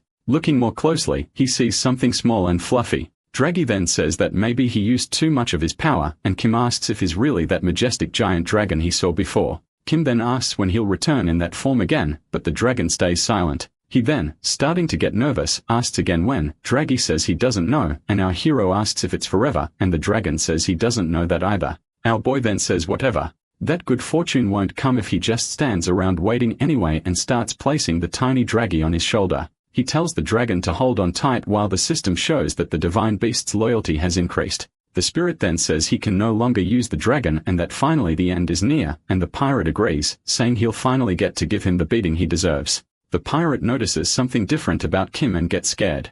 A second later, our hero dashes past the pirate, delivering many slashes along the way. Then he says that the evil spirit might be tough, but is nothing in comparison. Kim says he was holding back on him and that the pirate still has the nerve to be arrogant with him, and that to begin with, he wasn't even the primary target. Danielson starts to stammer, saying he can't die like this, and then collapses to the ground. A system message then shows that he has annihilated the famous pirate captain of Cartland Island, Danielson. The sailors and his friends cheer from the ship at our hero's victory. The system says he gained fame and received the title of the one who brought order to the Sea of Cartland. Next, we see several shadow arrows coming toward our hero. He skillfully dodges all of them, then he asks if they can't just talk like civilized human beings. The spirit then says he's stupid because the spirit isn't a human. The warrior, now standing beside our hero, yells for the spirit to go back to where it came from. Kim then notices Lupo and asks how they are going to fight that battle, saying that he just needs to give the orders and they'll charge in. Next, our boy starts running and asks the warrior to hold off the spirit for a while Lupo automatically responds that it's fine.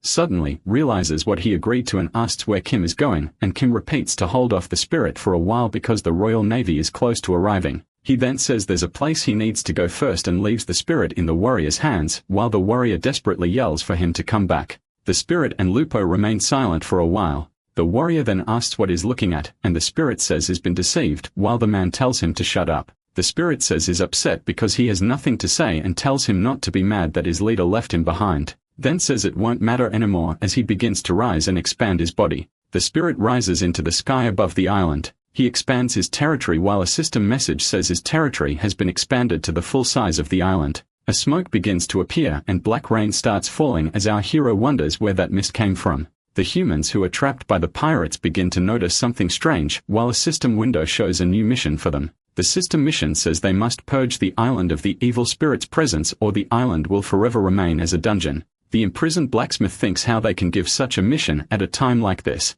One of the pirates who also received the mission thinks he wouldn't want to join forces with those idiots to do it, but our hero is jumping on his back. He then falls to the ground inside the place where the other players are imprisoned. Some of the players notice and ask what's going on. They then see Kim defeating the pirate guards. He shouts from above asking if everyone is okay as the players start shouting his name and thanks. Kim sees a system window with a mission to save everyone and lead them to safety, and as a reward, he will gain a lot of reputation and divine power. Our boy then pauses to listen to the other players saying they knew he would come back to save them. He then joins the players and congratulates everyone for surviving this long and says they need to get out of there as soon as possible. Our boy is all giddy in the center, receiving compliments and praise. The crowd starts shouting the fake name he gave, and he thinks he shouldn't have done that because now it feels like they are praising his dad and not him. The blacksmiths then approached the boy who bet with them and said the hero would show up to save them.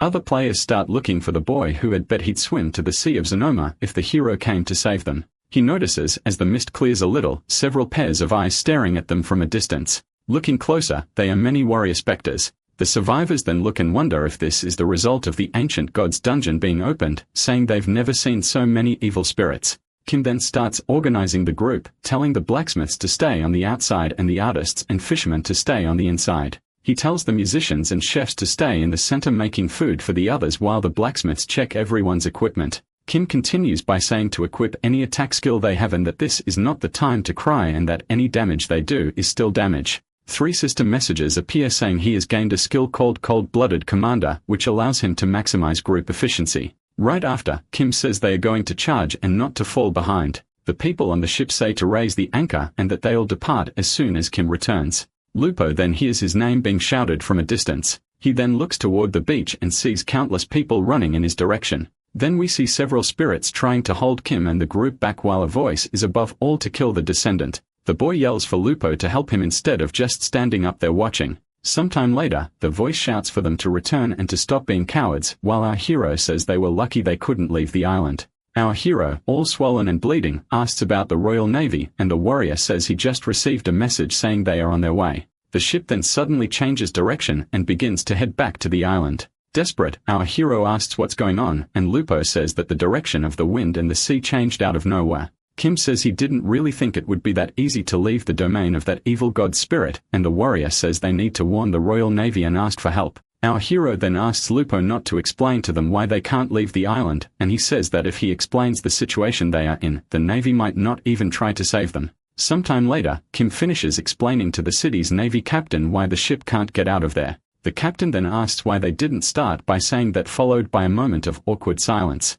Our boy then plays dumb and asks if they really didn't say it, and Lupo's rears he had sent the order for them not to come. 2 people who were on the ship comment about the Navy captain. He is Captain Bransong, leader of the invincible 3-ship armada, owner of the most powerful naval force in the entire kingdom of Adalai. One asked the other if they could even speak to him, and they noticed the weapons and armor of the soldiers around him and say they die even from a scratch. The captain then says this is an interesting situation. He points out that the island known as the Fortress of Thorns is destroyed and also asks how they managed to defeat Denilson and what methods they used. Lupo then says that all of it was only possible because of Kim. Bransong asks if they are really saying that boy took care of all the pirates and cuts himself off when he sees Count Marcel in a corner wearing only a towel. The Count asked the captain why. If they knew he had been captured by pirates, they didn't come to rescue him. The captain explains that the situation wasn't good for them, but that he is extremely happy to see he was saved and will now return safely to the mainland. Ransung says it must have been incredibly difficult to save Count Marcel in that situation, and that by saving him, Kim did an unbelievable service for the kingdom.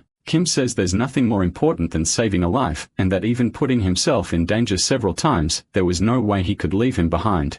Everyone then cheers for the wonderful hero he is, applauding and revering our boy. Some system messages appear saying that he gained fame and that his name is now known throughout the kingdom of Metali. The Count, absolutely furious, thinks about whether he should sue that demonic boy and that he would if he hadn't signed that contract with him. The captain then offers him a position if he wants to join the navy and all that, but the boy says he already served in the army. The ship's cannons are prepared by the sailors. One of them says the cannons are ready and that the targets are the evil spirits on the edge of the beach. He then gives the order to fire, and we see a barrage of bombs flying from the ships to the island. Huge explosions occur as the bombs finally land on the island, causing massive destruction. Kim gets extremely excited when he sees the destructive power of the ships, and the warrior asks him to keep his voice down. A soldier approaches the captain and says they are ready, and Branseong says to send the platoon that will secure their position on the beach first. Several boats then head toward the beach while shouting for them to get there as quickly as possible. A new mission appears in the system for the players there: go to the beach and help the navy reclaim the island.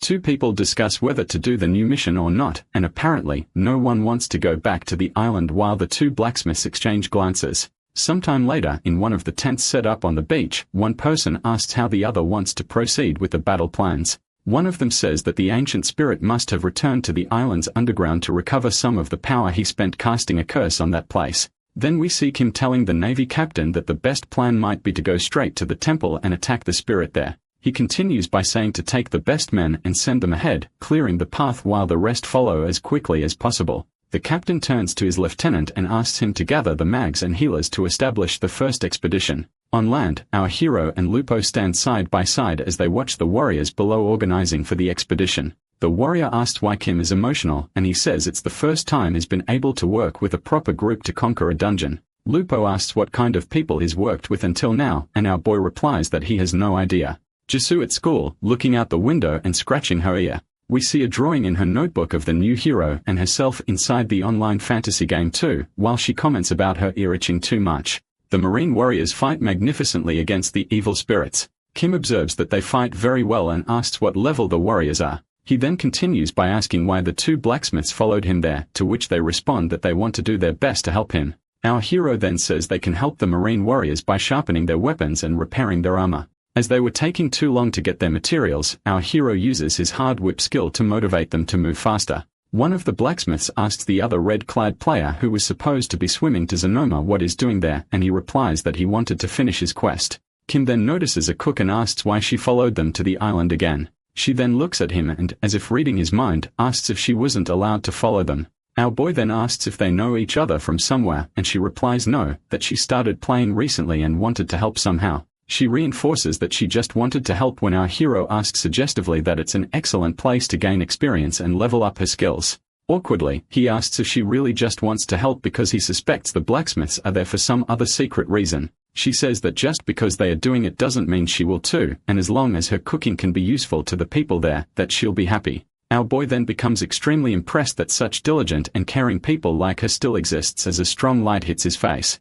Someone asks the wizard standing nearby why he's using a light spell, and he says he's checking his equipment. We see one of the blacksmiths, the one in red, carrying an extremely large backpack full of armor and weapons. Kim, with a maniacal smile, asks the red blacksmith if he's really enjoying helping, and he says yes, that he feels really good. Our hero asks him to also pick up the broken armor pieces from the eel spirits as they may be useful someday. The blacksmith cries and bleeds as he hears the boy saying that all resources must be respected, and you never know when they might become useful again. The system shows several messages to the backpack boy saying that his backpack is heavy, his movement is reduced, and he will receive a penalty in combat. The warriors ahead report that more evil spirits are heading their way in to maintain formation. We then see 4 warriors fighting the monsters while 3 stay back protecting the mags and healers who are buffing the warriors at the front of the battle. Kim praises the formation and says they are very good at fighting and that it makes him feel quite relaxed, but then we hear a scream telling an undead to get out of the way. Our hero looks surprised as we hear the sounds of combat close to him. One of the warriors yells at one of the spirits, asking how they dare try to lay their filthy hands on his precious hero. Our boy yells that he wants to fight too, and the warriors say that he doesn't need to dirty his hands with those spirits, but they can handle it. The group then arrives at the destroyed entrance gate of the temple in the depths. The girl says she's going to cook something and asks Kim if he wants to cook with her. She then shares a bit of her story while they cook, saying that her occupation is chef, but her class is soup specialist chef, and that she used to cook in the city. Kim asks if her class is a good class and says he only got into this cooking thing because he thought it would be fun, and the NPC was really kind to him. He then continues by saying that for him, only a bad class ends up being fun, and the girl says she didn't choose that class because it was bad. He asked the girl if she's saying that doing quests on this island is cool, while she says she can't complain. That's actually been really fun. Kim compliments her, saying she's really good at cooking, and she thanks him, saying she's a cook outside the game and only cooks there too because she genuinely loves it. The girl announces to everyone that the food is ready, and system windows show that the food will give an additional bonus due to the chef's mastery. Our hero starts filling the warriors' plate, saying it's thanks to them that they made it that far and that they should eat as much as they want. Some system windows pop up showing that our boy's approval has increased in the Navy, that the soldiers perform better when he commands, and so on. Other system windows appear showing that he can designate someone as his disciple and master, gaining some bonuses for doing so. Lastly, he sees the message showing that he can now designate someone as his disciple. Kim then asks the girl if she wants to become his apprentice. She ponders for a few seconds and asks if it's okay with him. The boy looks at her mischievously with a smirk. He thinks that because she's honest, she won't stab him in the back and will keep leveling up her cooking, which has been a bit low recently. The girl notices and questions him about his name being Kim Tai-hyun and not Kim Tai-san. Our boy explains that it's a fake name, and she asked why he does that. And he says it's because people would bug him all the time otherwise. The girl says she understands, but it's a shame because he ended up becoming very famous, and people who stream fight hard every day to get that. He then says he has no plans to become an influencer anytime soon, so he doesn't care much about his popularity and that what matters in the end is willpower and skills.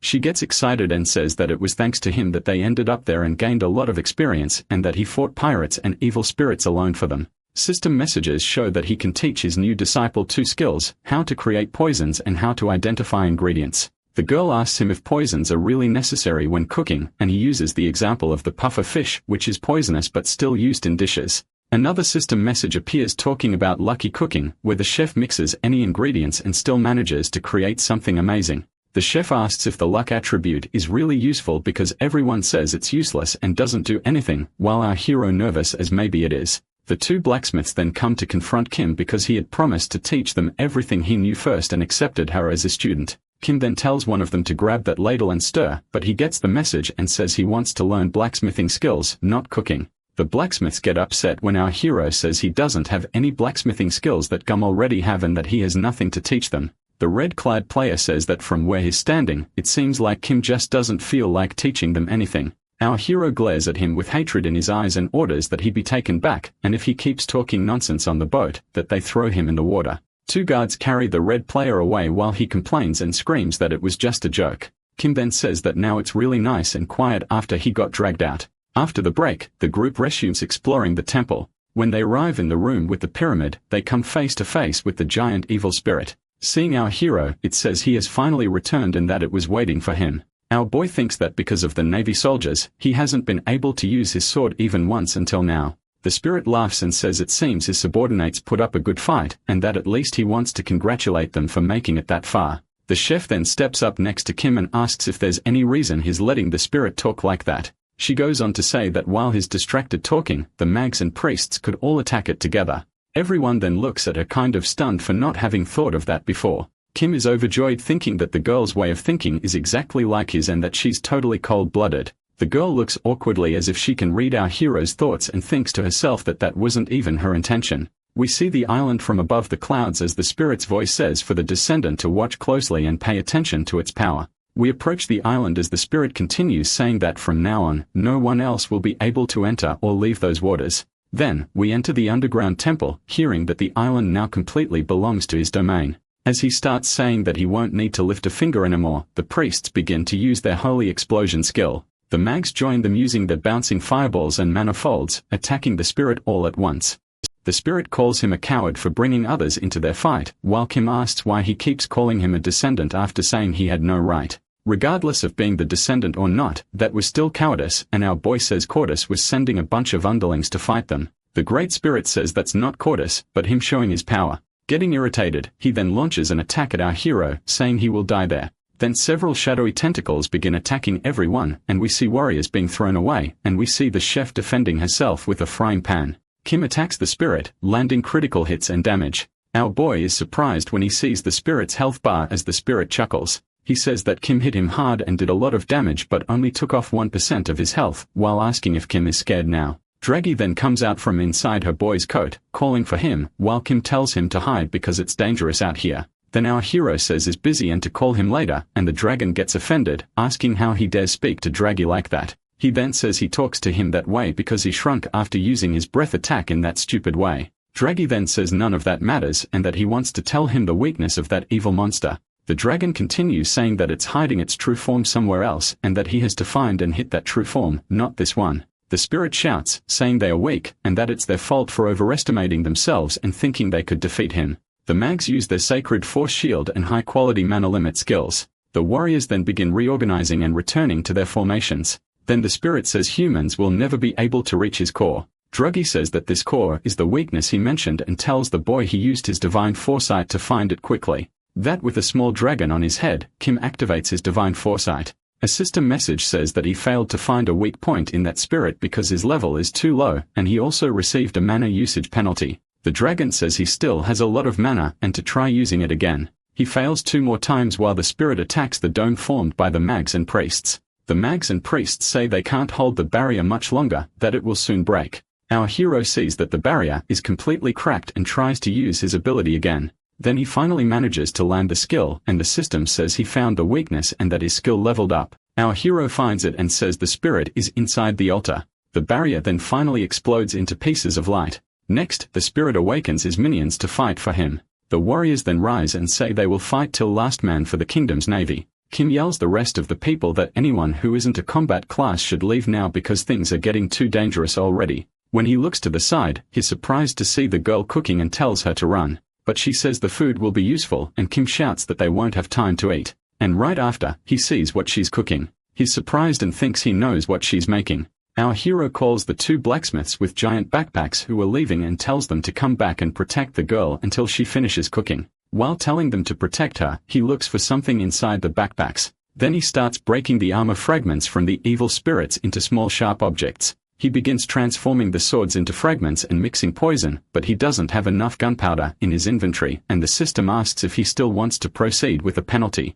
Obviously, our hero agrees to try making it even with the penalties and the system says he completes the item and that it may malfunction. The item is called Dangerous Fragment Bomb. Then he says is going to use the item. The cook says the food is ready and Kim tells the blacksmiths to feed all the soldiers. Kim yells for the mags to spend all their mana using their attacks on the evil spirit. The mags then begin casting their most powerful fire and lightning skills. They create a massive explosion of fire and lightning on the evil spirit's body. As the dust settles, we see our hero rushing toward the enemy. The system says he gained fame for the surprising act of bravery while fighting lesser spirits. A new title is granted to him called the One Who Knows No Fear. He starts running toward the spirit as it says, "You damn worm, how do you run at me like this?" The great evil spirit begins spinning its body and hits our hero straight in the face. He then yells for the descendant to die while the cook calls out Kim's name. We see our hero flying after taking a direct hit from the evil spirit. Kim thinks it wasn't a curse but a physical attack, and even so, he couldn't dodge it.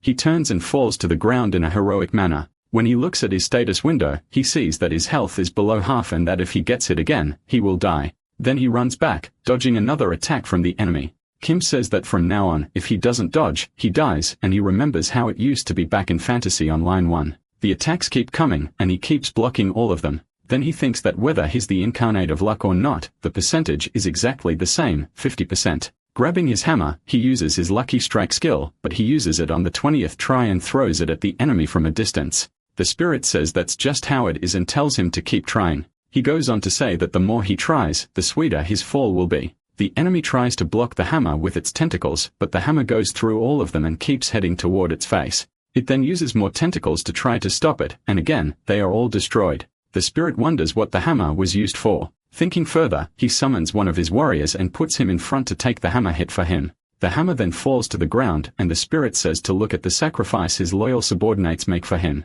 Running our hero curses at the spirit and says is cheating and thinks about grabbing his hammer back. The spirit says he won't be able to get it. Our boy dodges the spirit's attack skillfully. Taking advantage of being in the air, he starts summoning shadows from his feet. Then he uses the shadow leap skill. He ends up landing on top of the artifact he found with divine foresight. Kim then gives a sadistic smile and looks at the spirit. Our protagonist reveals that the reason he dropped the hammer was so the spirit would move its fat butt in front of the artifact. Nervously, the enemy starts stuttering as he tries to ask him something, and he sees the boy pull something strange out of his pocket. Quickly, he uses a shadow tentacle to snatch the object from our hero's hand. The spirit then asks, "Gray got something so grotesque from," and says it doesn't matter because it won't be of any use.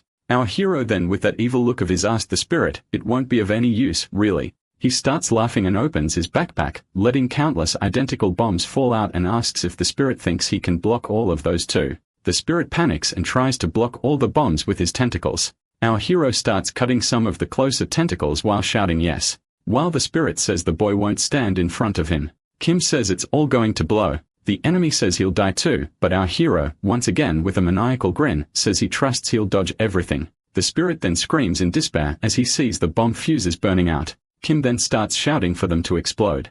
A system message appears and says that due to the unstable way it was crafted, the bomb didn't explode. The spirit and he both stare at the bomb, which just releases a little smoke but doesn't go off. Some time passes and the spirit if it wasn't supposed to explode, and our hero says he made it so they would explode later, and the spirit asks if he can check. As soon as the spirit gets a little closer, the bomb glows red. Then the bombs finally explode in a gigantic fireball. The native knights are horrified, saying that this is madness. The blacksmiths and the cook, terrified, stand stunned, saying it really exploded. Kim says everything happened at the right time. Assistant Window says that due to the unstable crafting method, the bomb's destructive power was exponentially increased. The bombs keep exploding on the spirit as he screams. Another window says that the blast radius of the bombs was limited due to the unstable crafting method. Another message says that one of the bombs moved to a random location because of the unstable crafting method. Kim then wonders if that bomb might have ended up in the middle of the Navy soldiers. As the bombs explode on the spirit, he runs and thinks that if he gets unlucky, he might end up killing everyone who helped him there. When the bomb explodes on the spirit, he feels relieved, and everyone looks at him asking why he suddenly looks so relieved. The spirit then, amid the fire, curses our boy and says it's still not time. Then in humanoid form, he says he will never be defeated that easily. Kim then says he can say whatever he wants and that is going to end that boring fight right then, one way or another. The spirit then says they should face each other with swords in hand in a fair duel between them. Rushing toward each other, their swords clash in the middle, beginning a new round of combat between them.